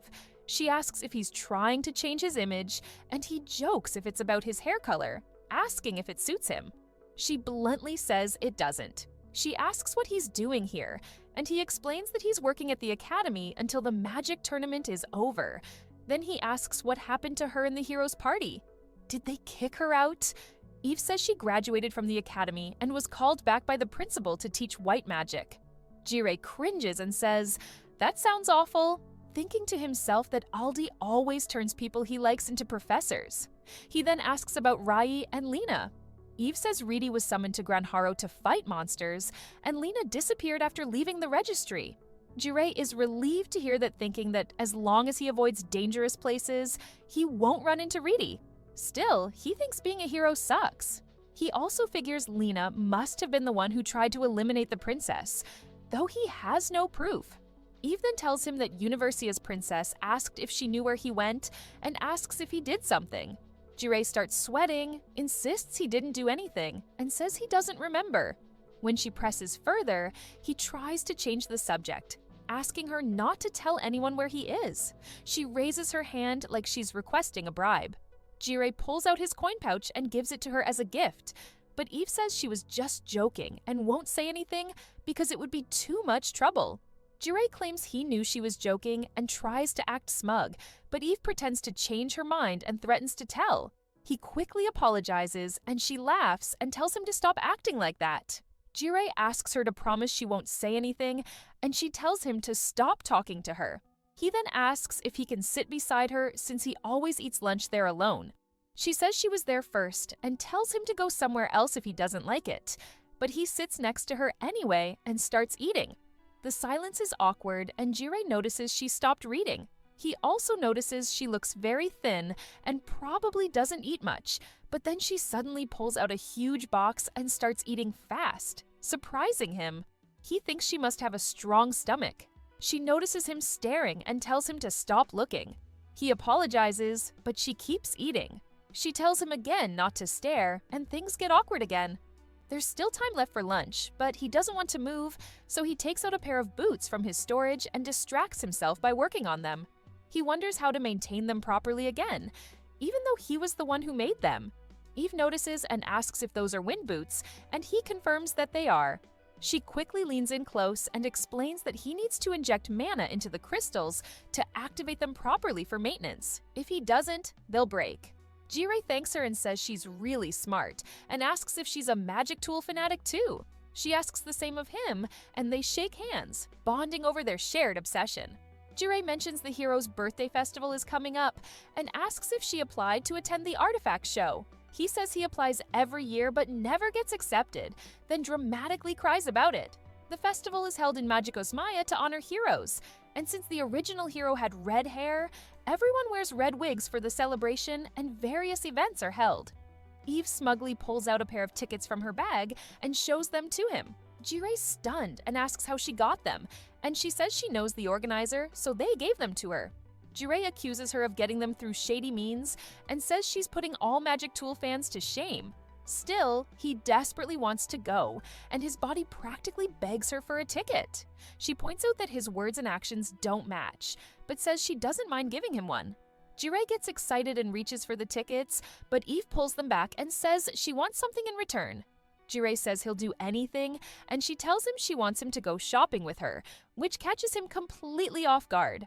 She says she wants to buy clothes and reminds him that she is still a girl and cares about fashion. Jirei says it's not that surprising, although he never thought about it. Eve adds that this is just for Rei to see who the person she loves is. And at this point, it has to be Jirei. He asks if she is really giving him the tickets and if she was planning to go with him. Eve says she was, but doesn't think she can go this year. Jirei feels like there's more going on behind that, but just asks if she's okay with him just going shopping with her after class. Eve agrees, but says he has to pay for everything she picks out. Jirei hesitates, knowing he has no money right now, but also realizing this is a rare chance to get those high-demand tickets, so he agrees, just not yet. Eve decides they'll go shopping after the tournament and walks away. Jirei wonders what to do since he's short on money, owes Aldi, and may not even be able to cover everything with the tournament prize alone. Low-ranking missions won't help in time. And though he thinks about borrowing from Char, he quickly decides not to rely on her. While walking near Char's store, he notices two people standing behind it, which seems strange because the shop should be closed. He moves closer and hears Karf shout that Luna is almost there. Luna hits her in the head and tells her not to be so loud. Jirei watches as Luna reaches the open window of the store. They're sneaking in even though they look human. Karif offers to break the wall instead, but Luna scolds her, saying she already told her not to hurt any humans. Jirei suddenly speaks, startling Luna. She spins around, blurts out that she isn't a thief, and then sees it's Jirei. She calls him a demon and panics, falling to the ground and screaming as she scoots away. Karafs tries to calm her down, saying Jirei has cloudy eyes and doesn't have black hair, so he can't be a demon. Luna takes another look and stands up, and Jirei asks what they're doing. He says they opened the window and asks if they have something to say. Luna claims she forgot to close the window and will do it now. He asks if they're employees, and Luna tries to cover it by saying she works there, but Jirei knows the manager and has never seen her before, which makes Luna panic. Karf suddenly declares that Luna is the demon lord who will one day rule the world. Luna tries to stop her, reminding her not to call her demon lord and to just use her name. Jirei starts to wonder if she really is a demon lord or if they're just role-playing. Since Luna has torn clothes and a pretty face, he figures they might be fallen noble daughters. Thinking they seem miserable, he tells them to wait a moment, goes into the shop, and comes back with snacks. He offers them the sweets and tells them to head home since their parents must be worried. Luna asks if she can really have them and becomes happy. Jirei wonders if he should tell Char later, but remembers she once said he could take sweets for free and even gave him a spare key for the back door. Luna says he's a kind person and offers to pay him, but he refuses and tells her not to steal again. She becomes emotional and says she just wanted to eat the sweets once before dying. She had lined up for them several times, but never won the lottery and eventually lost her wallet and sold her clothes, so she decided to try stealing. Jirei realizes they've had a tough time. Luna says, maybe there are good humans out there after all, but Kars angrily argues that no human should win the Demon Lord's favor. Luna quickly silences her again. Before leaving, Luna says she owes Jir for the snacks and promises to remember this for the rest of her life. Jirei watches them go and thinks they were weird, then suddenly remembers he needs money. He considers how big the magic tournament is and wonders if he could bet on himself. He runs after Luna and Carries, scaring them, and says that they owe him a debt and need to pay him back. They have no idea what he's talking about. The next day, Char talks about how magic is used everywhere. Magic brooms, wagons pulled by magical beasts, and even spirits that gather because of the strong, magical energy in the city. She points out a nearby yatai stand selling hero-shaped mangju and says she wants to eat some, though there's a long line. Jirei tells her to go ahead, but he needs to get to the reception desk for the tournament. Char refuses and says she wants to go with him. The tournament is about to start, and Jirei thinks about the kinds of opponents he might face. He reminds himself that he'll do whatever it takes to win the money. The worker at the reception desk for the tournament tells Jirei that he is officially listed as a participant in the 57th Magicosa Magic Tournament. She then asks for his entry ticket and hands him a form to fill out. Jirei feels completely trapped because he does not have any money and honestly has no desire to participate in the tournament at all. However, since he needs to make money somehow, he knows this is his only choice. The worker then asks what name he would like to use during the tournament and whether he prefers to register with his real name. Immediately, Jirei remembers that Ray and Rafine might find out where he is. So, he tells her that using his real name would be a terrible idea, considering there are certain people he absolutely wants to avoid. She advises him to pick a nickname instead. Thinking quickly, he randomly blurts out the name Ray. The worker looks startled and tells him he should not use the name Ray. Jirei is confused and asks why not. The worker appears even more shocked by his reaction and explains that Ray is the name of the legendary hero who saved Magicosa. Jirei suddenly remembers that Eve had said the person she liked was also named Ray. Still, he figures Ray must be a pretty common name. so it should not matter too much. To be safe, he settles on the name Rei instead. The worker confirms his registration under the name Reagi and informs him that the tournament schedule will be announced around noon. Afterward, she gives him a box, explaining that it is a lottery draw for a random magic tool given to all participants as a prize. Jirei becomes visibly excited and wonders what kind of item he will receive. As he opens the box, he finds out that he pulled the jackpot prize, an SSS rank item known as the Hanamagani glasses. However, to him, it just looks like a ridiculous pair of joke glasses. The worker explains that the glasses were custom made by Princess Elena, who also happens to be the event's organizer. She encourages Jirei to try them on. Curious, he asks what kind of magical effects the item has. The worker tells him that the glasses have powerful durability enhancements and a self-rep function to keep them from ever breaking.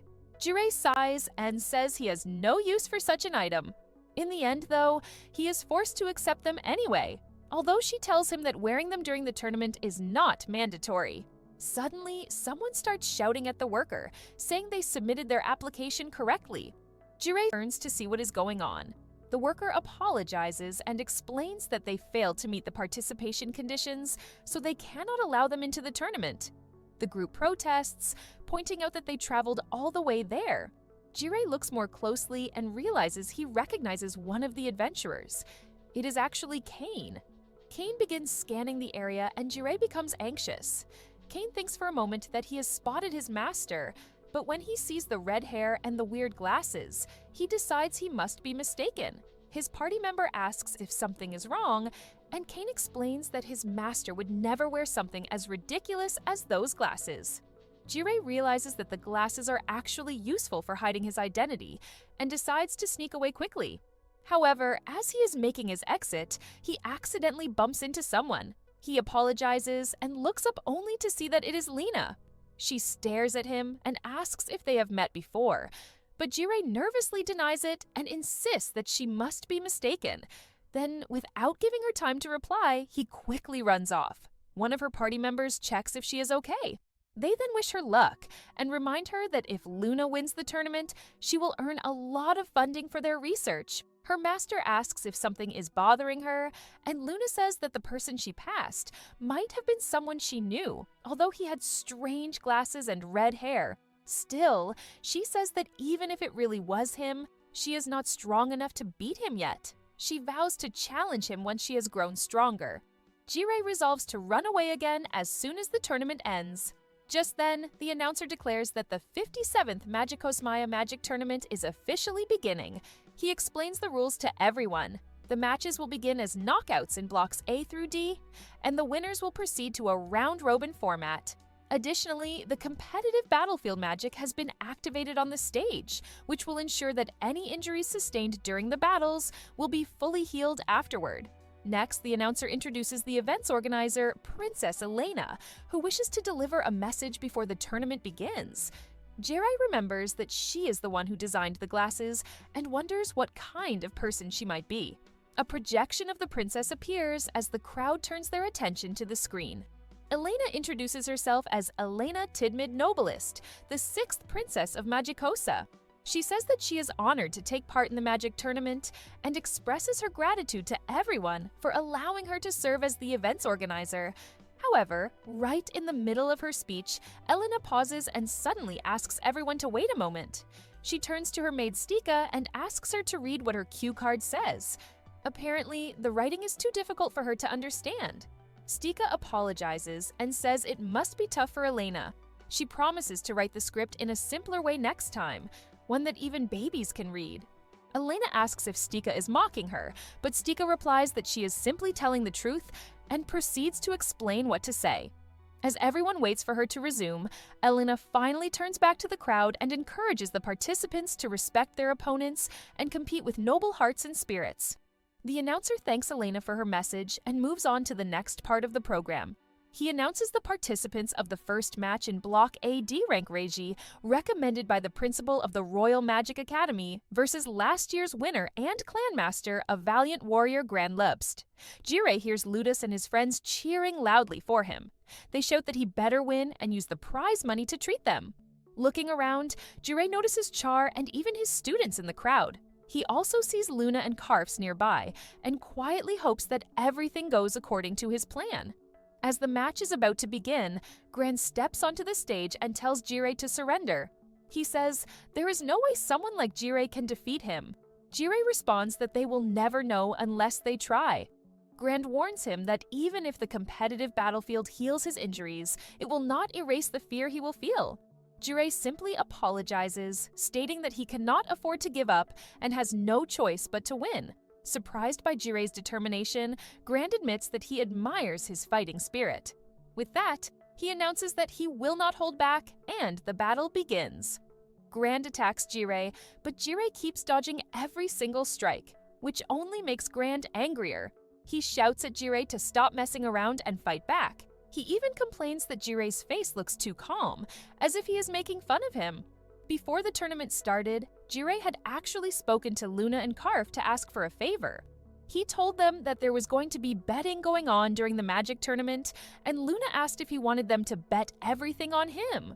Jirei explained that since the rules of the tournament didn't allow participants to place bets, he needed them to do it in his place. If he won, he promised he would give them some of the money too. Luna hesitated, saying it felt like cheating, but Jirei said it wasn't technically breaking any rules, so it should be fine. Then Luna pulled out her coin pouch, saying she wasn't sure if he could really win. After all, that was all the money they had left. Karf, on the other hand, was confident and said they should just trust him to win. If he didn't, then she would just eliminate him herself. Jirei laughed and said he would put in some money too. He explained that it wasn't about the total amount, but rather about how they placed the bets. He said he already had a plan and started explaining it to them. Back in the match, while dodging Grand's attacks, Jirei quietly mutters to himself that the current odds for his match are 30-1. He knows that if they bet 45,000 rain and he wins, they would get about 1.3 million rain. While that's a lot of money, it's still not enough for what he needs. Grand is the tournament favorite, so the odds will definitely go down after this. And the more he keeps winning, the harder it will get. Grand hears him mumbling and yells at him again, asking what he's whispering about and where all this confidence is coming from. Jirei doesn't answer directly. Instead, he keeps thinking. He asks himself what the odds would be if someone like him, a D-rank adventurer, were to actually make it through his whole block. He figures out that the odds were 2,025.778 times, and if they bet 45,000 rain on that, they would earn about 91 million rain. Right after finishing that thought, Jirei suddenly attacks and defeats Grand in one single hit. The announcer shouts in shock, saying, "It's unbelievable that Ri just won the match." Later on, Luna, Karf, and Jirei gather to check the results and look at the massive amount of money they just made.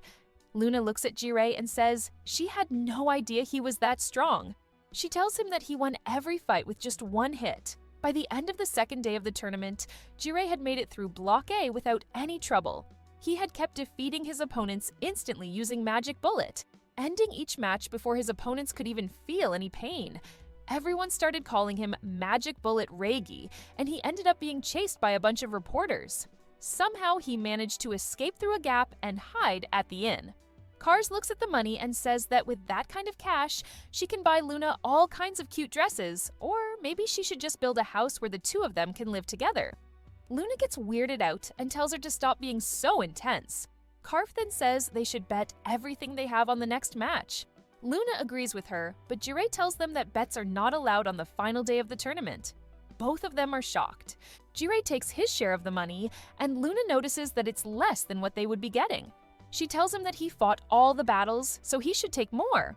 However, Jirei tells her that he wouldn't have been able to pull it off without their help, so what he took is enough. He figures that with 35 million rain, he should be able to pay off his debt to the academy, and also take Eve shopping like he promised. Jirei then tells Luna that now they have enough money to buy clothes, sweets, or anything they want.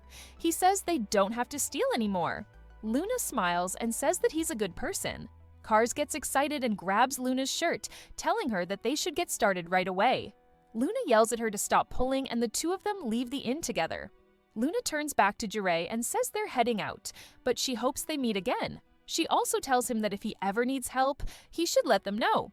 Jirei waves and says goodbye while thinking about what he should do next. Now, on the last day of the tournament, the round-robin competition for the top 4 finalists begins. Jirei could just drop out now because he already has the money he needed. But the winner of the tournament gets a magic tool as a prize, and he really wants that. He ends up winning both the first and second round of the finals. Lena had been placed in Block B, but she surrendered halfway through her matches, so Jirei was relieved that he didn't have to fight her. His last opponent is the only one tied with him in first place, so this final match will decide who the overall champion is. His opponent turns out to be a girl who looks to be around 16 years old. Jirei heard that she starts all her fights by covering the arena in a black mist, and there are even rumors that some of her opponents don't remember how they lost. As the announcer starts the match, the girl introduces herself to Jirei as Enri. She politely holds out her hand and tells him to be gentle since she's just a young lady. Jirei wonders if all the rumors were false and reaches out to shake her hand. But the moment they touch, a jolt of magic surges through him, and he pulls his hand back in surprise. Even though his body's strengthening magic should have protected him, he still felt the shock run straight through his brain. He quickly starts to question what just happened. Henry then smiles and says that it's a shame and surrenders the match because she already knows she cannot beat him. Jirei is stunned. She tells him that if they ever run into each other again, they should have a proper conversation next time, and she walks off the stage. The announcer declares Reigi as the winner of the tournament. Later, Jirei is lying on a sofa, still confused about how everything happened. He says out loud that even though he has no idea why, he still won. At least he's happy because now he has both the prize money and the magic tool. While he's waiting in the room, wondering if anyone is going to come talk to him, someone walks in. It turns out to be Princess Elena. She apologizes for keeping him waiting and introduces herself again. Jirei is shocked to see the princess in person. He jumps up and thanks her for coming to see him. Elena tells him to relax and stop speaking so formally. She walks closer to him and tells him not to worry. Then, to Jirei's shock, she calls him by his real name and suddenly says that she is going to make him her husband. She asks if he's just too happy to speak. Jirei, however, says that he's not happy at all and has no idea what she's even talking about.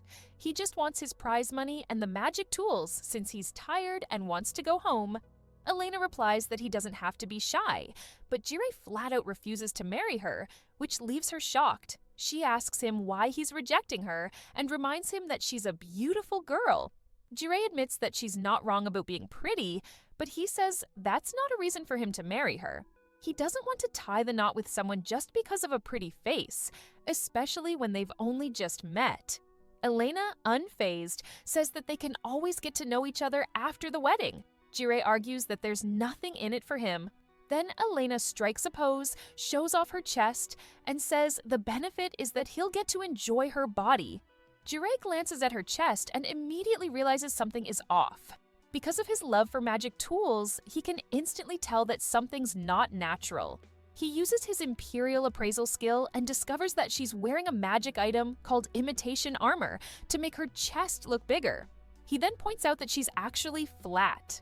Elena quickly covers herself and yells at him, saying that even if they're small, mocking them is going too far.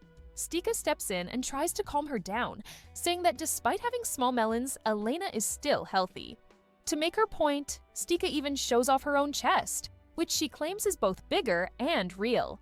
Elena then turns back to Jirei and says that she understands why he won't marry her, but she still won't give up. Inside the royal palace of Magicos Maya, there's an ongoing battle for the throne among the royal family. Elena's father announced that whoever brings in someone with the most magic power, someone skilled in multiple magic types and strong overall, will become the next ruler. Jirei realizes that Elena only wanted to speak with him because he won the tournament, and she admits that's true. She thinks he might even be able to handle a certain demon. Before she can say more, Stika tells her not to go too far since it's still just a rumor. Jirei starts to get curious about what they're referring to, but Elena just says that right now, Jirei is all she has. Again, he rejects her proposal. Stika explains that Elena truly has no one else. She goes on to say that Elena skipped her lessons for years and can't even use basic spells. At royal events, she always behaves oddly and messes everything up. At one point, Elena planned to spend her entire life alone, wasting her time in the palace, but her father got fed up and threatened to force her into a marriage she didn't want. So, she decided to look for someone easier to deal with. Now, Stika says Jirei is her only hope. Hearing all these reasons just makes Jer even more determined not to marry her. Elena tells him that she'll work on her bad habits and asks him to reconsider, but he stays firm and she finally gives up.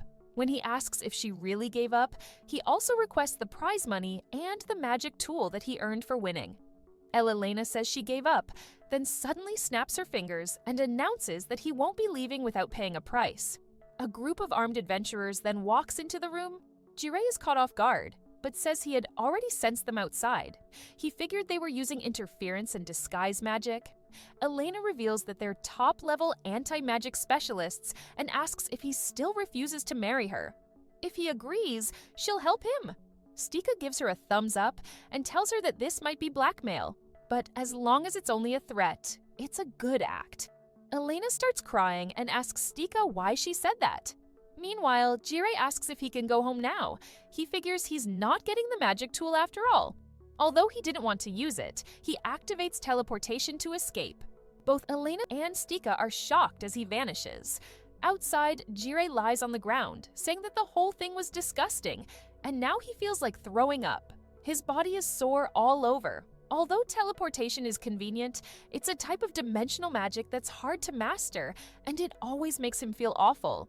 Even though it was just a short distance, it still made him sick. He grumbles that he never gets used to it, no matter how often he uses it. He didn't get the prize money either, but he really doesn't want to go back and see Elena again. He decides to just send the bill to Aldi later. As he rests against a nearby tree, a girl approaches him and asks if he's all right. He replies that he just felt a bit nauseous, but he's stunned when he sees her face. She looks just like Rafine. Jirei starts to panic. He wonders if it really is Rafine and whether she's recognized him yet. He gets ready to make a quick getaway, but she shows him a poster of himself and says she's looking for this person.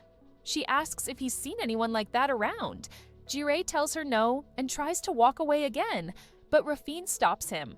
She tells him that if he sees that person, he should pass on a message. She says that for the past 9 years, her feelings were out of control. She had only thought about herself and never considered how Jirei felt. She says she's really sorry. She admits she was selfish when she said she wanted him to only love her. Someone like Jirei would obviously have other women around him.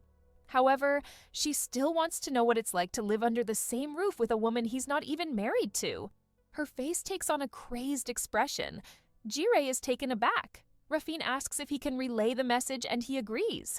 Before she leaves, she congratulates him for winning the Magicosa Magic Tournament. She tells him he was amazing and that it confirmed for her that there's only one man she would ever marry. Then, as she excuses herself, she calls him by his real name, Jirei.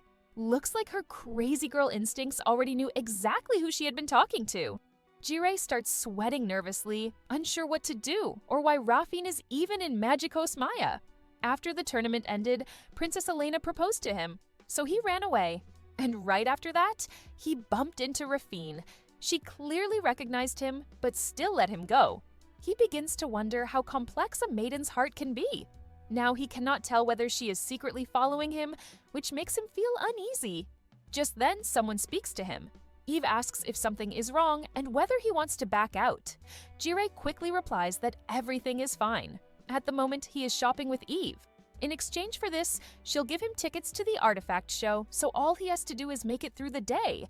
Since there are people he wants to avoid, he's using disguise magic, which should be good enough. Eve asks that if he really doesn't want to be found, why not just change his entire face?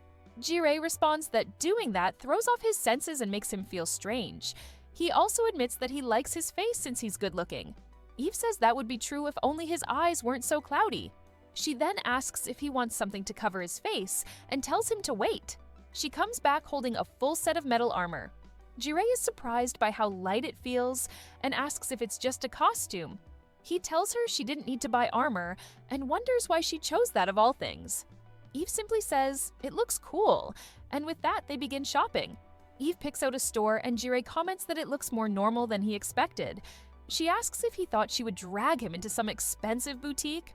Wearing his armor disguise, he admits he thought she'd make him buy only brand name stuff, which is why he worked so hard to earn money. Eve says that just because something costs more doesn't mean it's better. She starts trying on dresses and asks for his opinion. She comes out in one and asks what he thinks, and he says it looks good. She changes into another, and again he says it looks good. She grows frustrated and tells him to give more thoughtful answers. Jirei says he doesn't know anything about fashion and that all the outfits look the same to him. Eve replies that she'll make it more obvious, then tries a new dress. Jirei tells her she looks like a princess. In the next outfit, he says she looks boyish. She tries on a maid outfit and a cat costume, and Jirei says she looks like Aldi.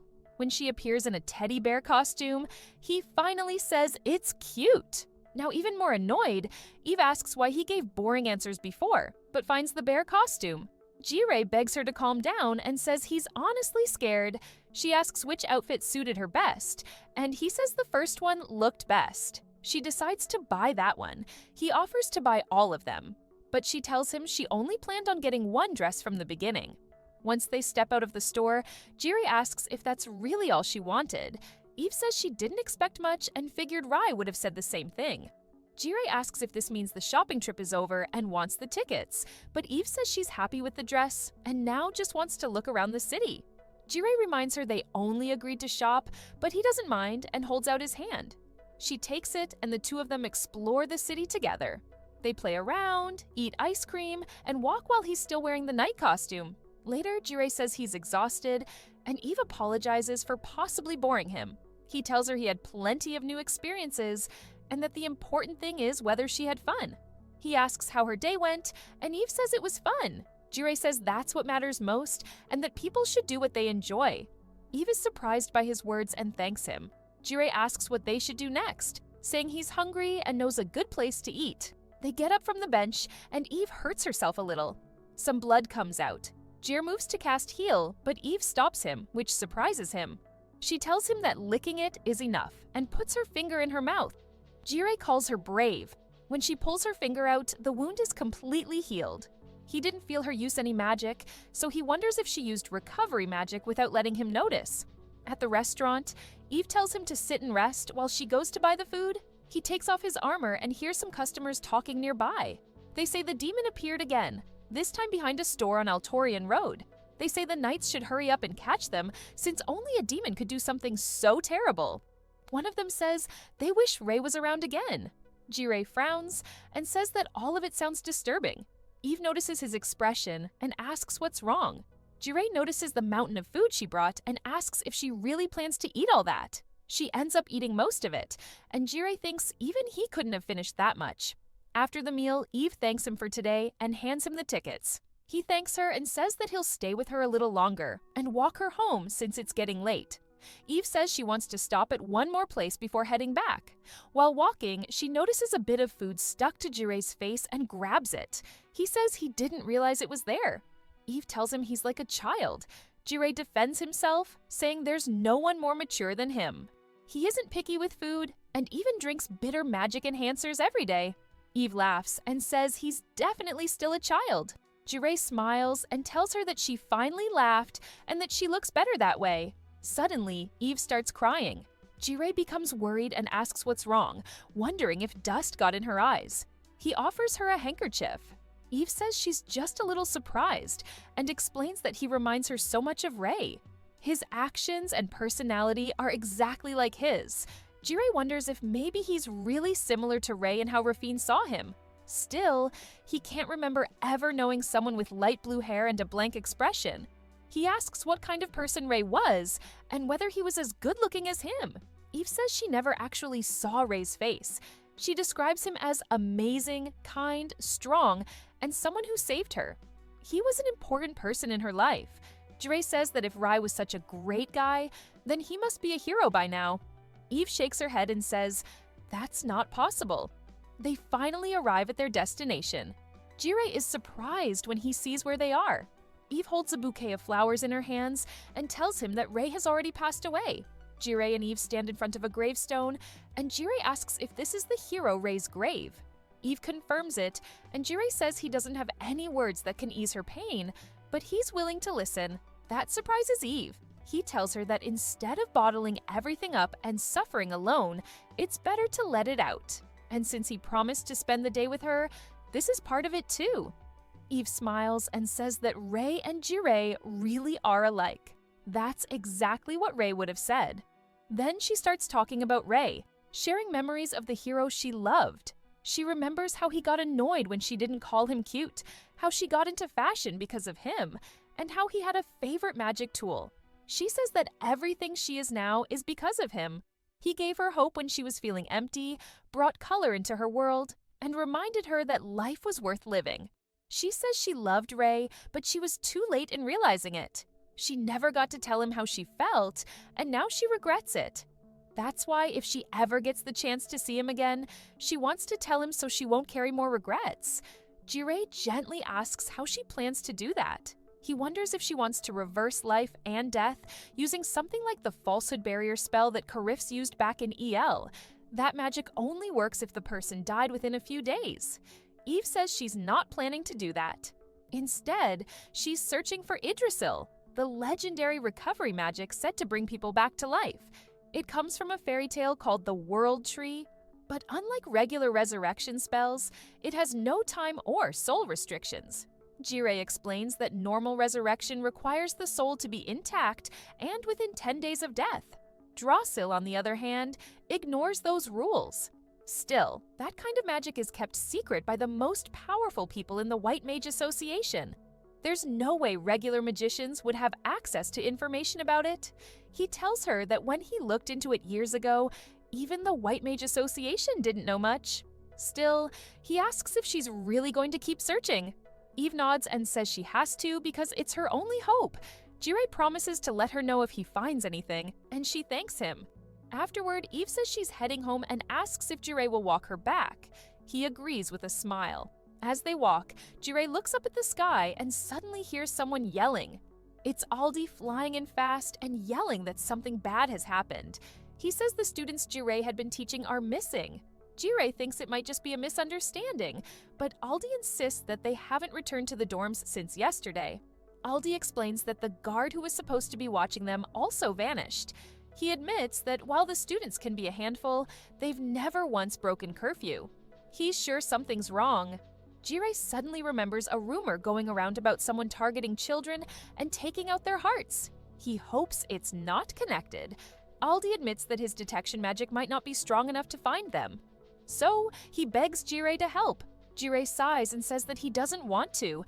At least that's what he wants to say. He tells Aldi that he'll help, but only if the academy gives him something in return. Aldi, desperate, agrees through tears. Eve calls Jirei a liar, saying he would have helped even without asking for anything. Then she asks how he plans to find the kids. Jirei activates clairvoyance, surprising both Eve and Aldi. He explains that he never told anyone he could use it since the last time he did. It was in secret. After scanning all of Magicos Maya, he says something's not right. He can't find them. That must mean they're somewhere clairvoyance can't reach. He suspects they're in the other world. Eve asks what to do now, and Jirei says that somewhere in the city, there must be a warp leading to the other world. A small one might not show up easily with detection magic, but it's still faster than searching everything manually. He asks Aldi to prepare something. Aldi, panicking, says he'll bring anything, even ancient artifacts. Jirei tells him what he needs: rats native to Magakos Maya. Meanwhile, somewhere deep within the other world, a shadowy figure plays with magic. He silences a screaming voice with a spell and then asks mockingly if the victim needs help. Then, without mercy, he rips out the person's heart. Holding it up, he says it was fun, but not enough. Next, he turns to Jirei's missing students. He smiles, tells them that there's still more fun ahead, kneels before them, and whispers a prayer of thanks to his lord, Gluttony. Eve asks if this house is really the place, because to her it just looks like a normal house. Aldi replies that it's an empty one, and he can't sense any magic coming from it. Jirei, however, says that the warp to the other world is located right here. Even after using clairvoyance, he couldn't find the academy students who went missing. That's why he asked Aldi to gather rats for him so he could cast magic on them. By guiding 100,000 rats all over Magicos Maya, he managed to scan the entire city. Eventually, Jirei found the warp that leads to the other world and admits that it was tough. He tells them to take a closer look at the door, which seems slightly out of place. Even Aldi, with his eye for detail, wouldn't normally notice something like this. One of the rats happened to touch it and was teleported. At that moment, Jirei's vision shifted to a cave, so he figures it must be a labyrinth-type otherworld. Aldi immediately suggests that they go inside, but Jirei grabs him and says he'll go alone. He tells Aldi to wait outside. Aldi argues that they should go as a team, especially since he's still the school's principal, even if he's not the most dependable person. Jirei insists that Aldi's magic is more suited for support than combat. He adds that he already used body strengthening on himself, and Aldi's job is to make sure nobody else gets near the warp. Aldi tries to continue protesting, but Jirei cuts him off with a little frustration, telling him that he's useless. Saddened, Aldi accepts it. Jirei then turns to Eve and tells her she shouldn't come in either. However, she grabs his shirt and insists on going with him. Jir asks if she even listened to what he said, and Eve responds that she can't let him go in alone. She promises not to get in the way and says that if she becomes a burden, he's free to leave her behind. She asks again if she can go, and Jirei agrees, telling her not to leave his side. Grateful, Eve thanks him. Aldi then speaks up again, saying that he's coming too, but Jirei reminds him firmly that someone needs to guard the warp from outside. Together, Jirei and Eve touch the door and step into the other world. Once inside, Eve looks around and asks about the black smoke swirling around them. Jirei explains that it's like a barrier, one that blocks outside magic from working inside. Because of that, he can't rely on the rats anymore. Still, since his vision is linked to the rats, he already knows what lies within. He asks Eve again if she wants to turn back. If she does, now is the time. She answers that she's coming with him, and Jirei tells her not to regret it before reaching out to touch the barrier. As soon as Eve sees what's inside, she freezes in shock. The children are scattered around with holes in their chests. Jirei quietly says that this is why he didn't want her to come. She collapses to the ground, overwhelmed.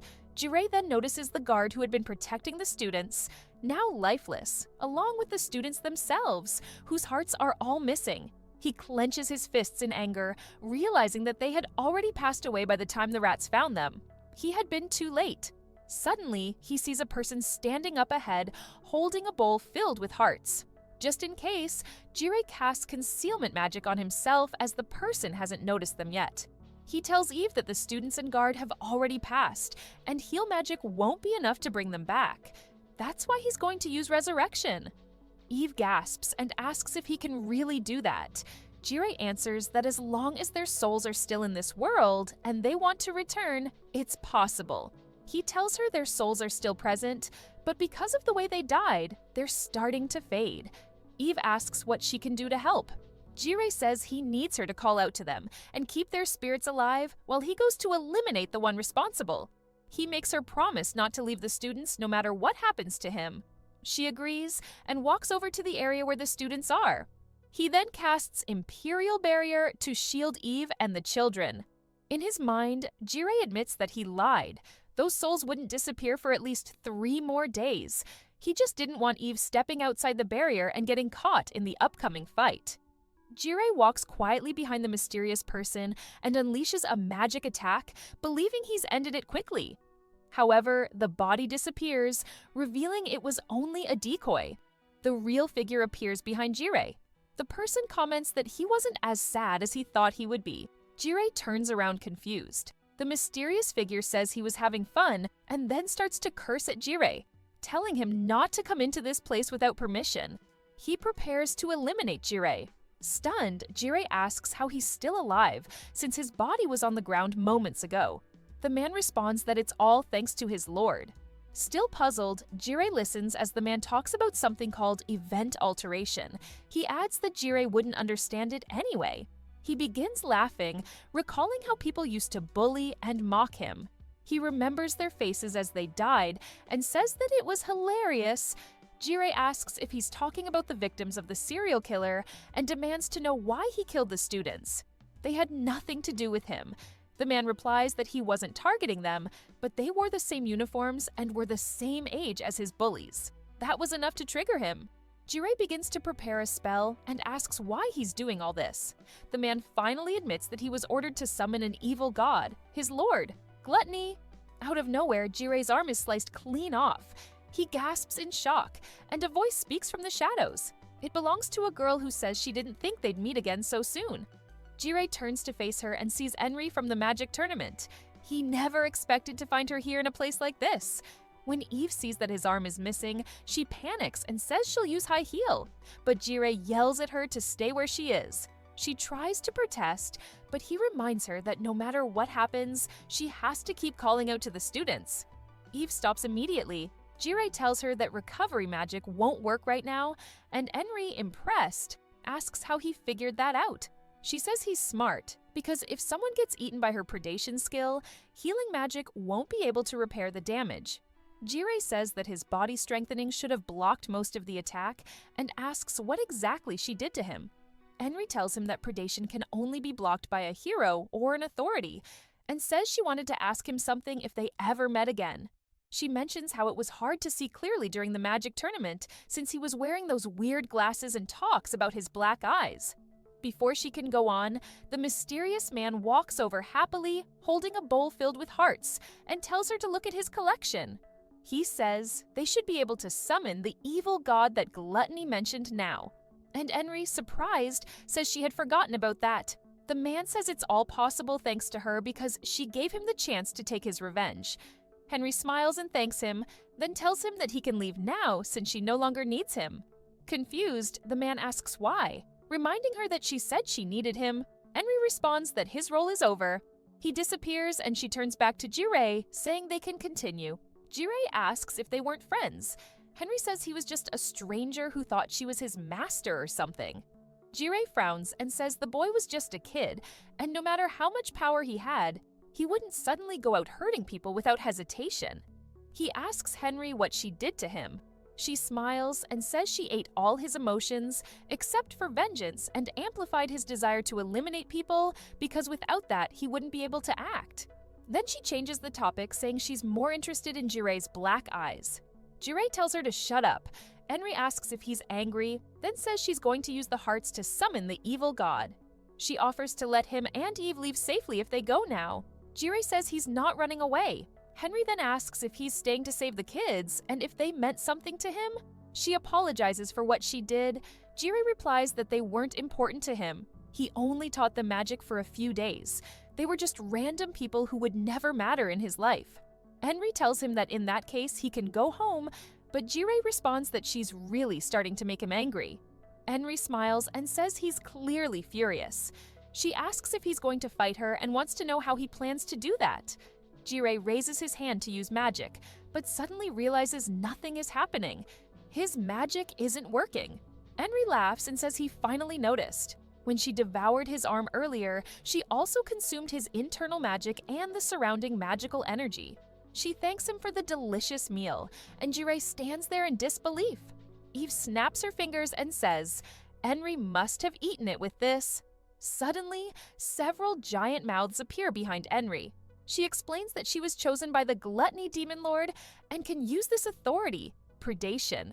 Jirei looks shaken and asks what she means. He says the current Demon Lord hasn't been born yet and questions what gluttony even is. Henry says she probably shouldn't have mentioned that and tells him not to worry about it. She then explains that there are 7 Demon Lords: pride, envy, wrath, sloth, greed, gluttony, and lust.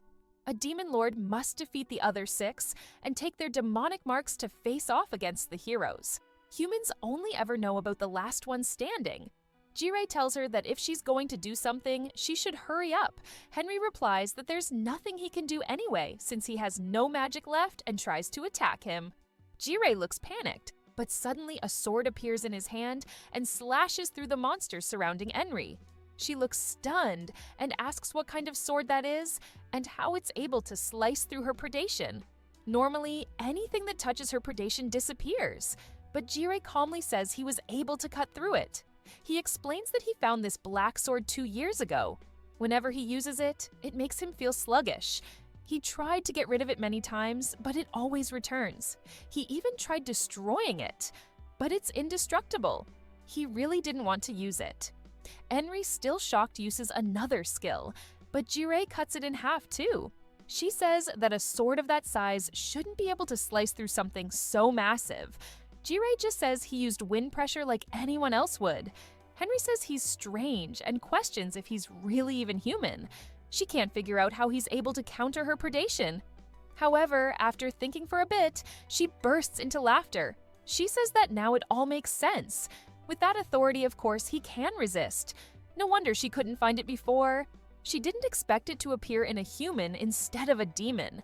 She tells him that he doesn't even know how to use it properly yet, but she'll be happy to teach him slowly. Then she says the shocking part. He is the Sloth Demon Lord.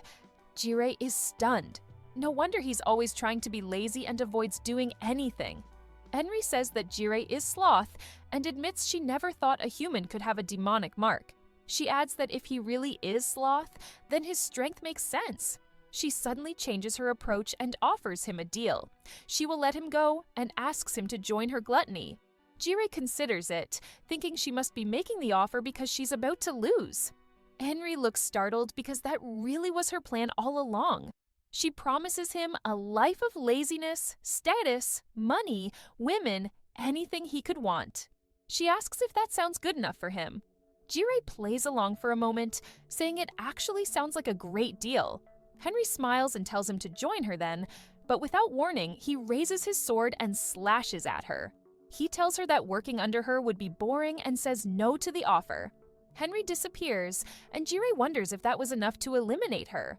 He remembers how she said she consumed his internal magic, but now he can feel his power and the surrounding magic gradually returning.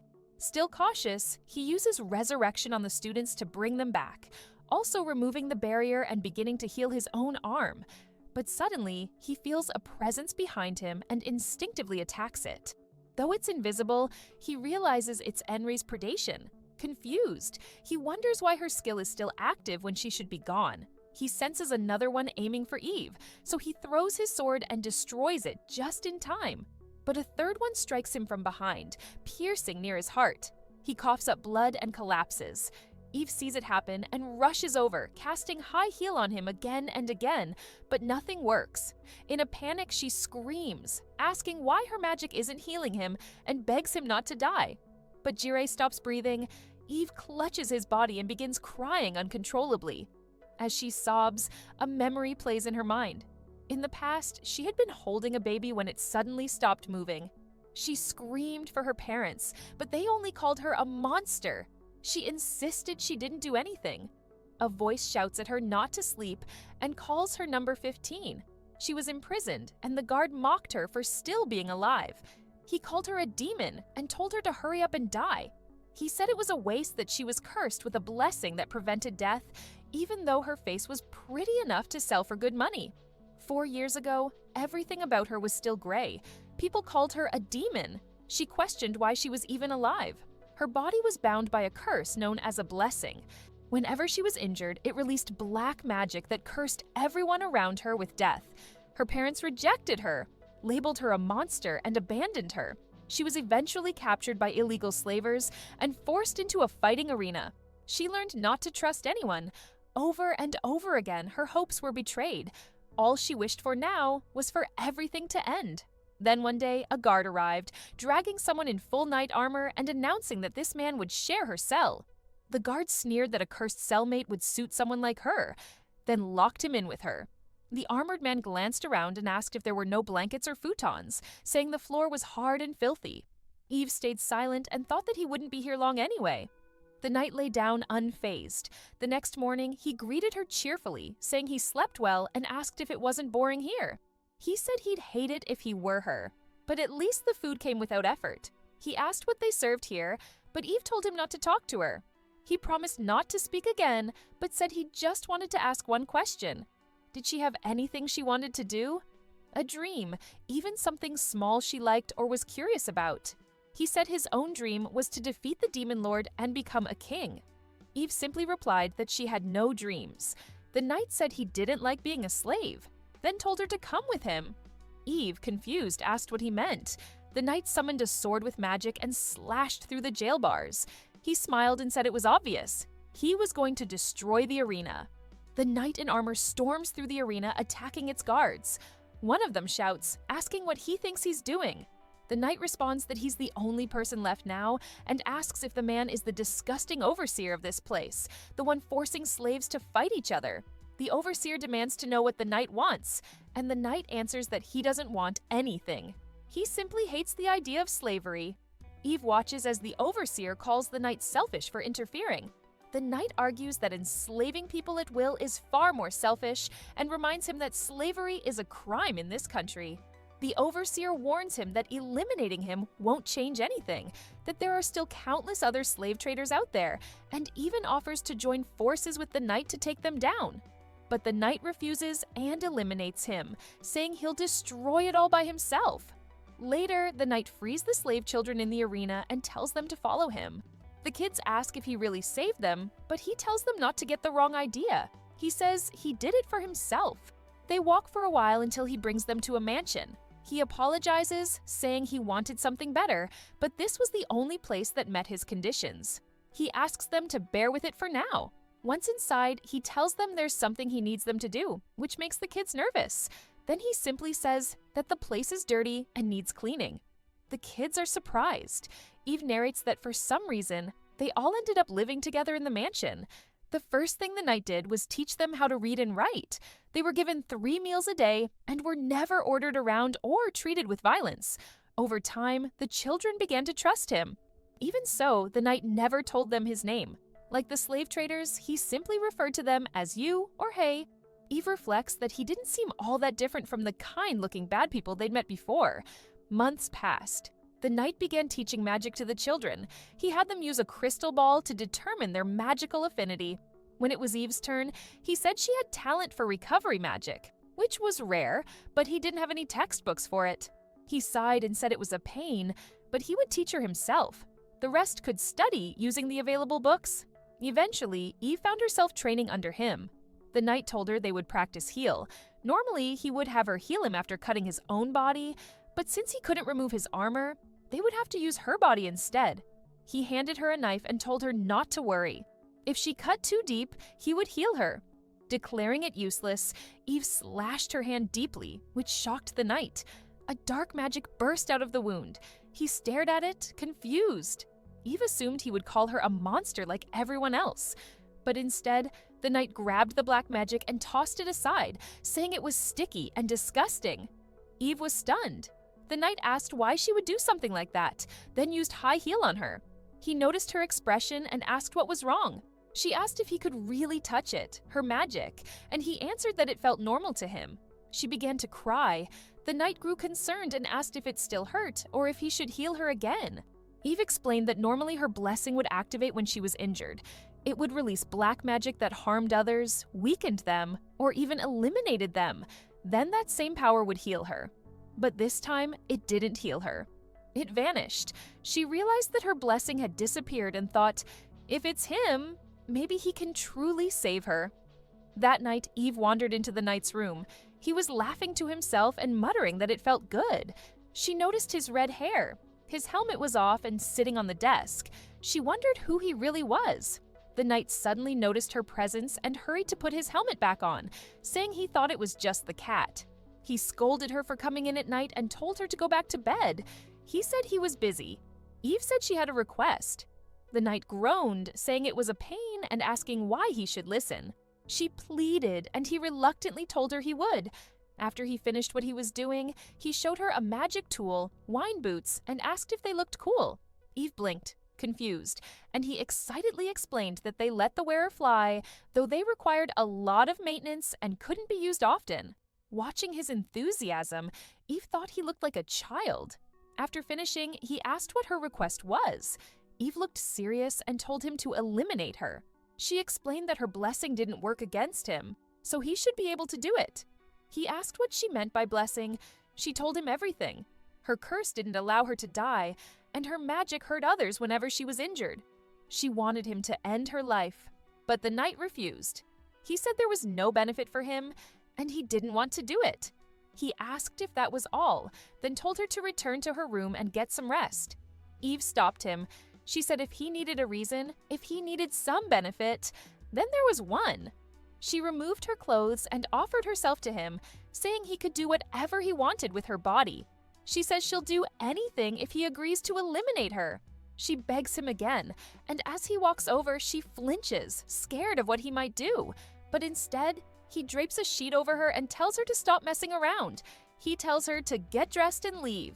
She insists she's not joking and repeats that he can use her however he wants. But he cuts her off, saying she's not being funny. He doesn't know what she went through to think this way, but tells her she should start valuing herself. She blinks, unsure of what he means. He explains that she doesn't have to throw her life away and shouldn't stay stuck in the past. She's only seeing what's in front of her. There's so much in the world she hasn't seen. Things like food that makes your cheeks tingle, breathtaking places that move your heart. He asks her if it's really okay to die without ever knowing those things. She tells him not to say stuff he doesn't understand.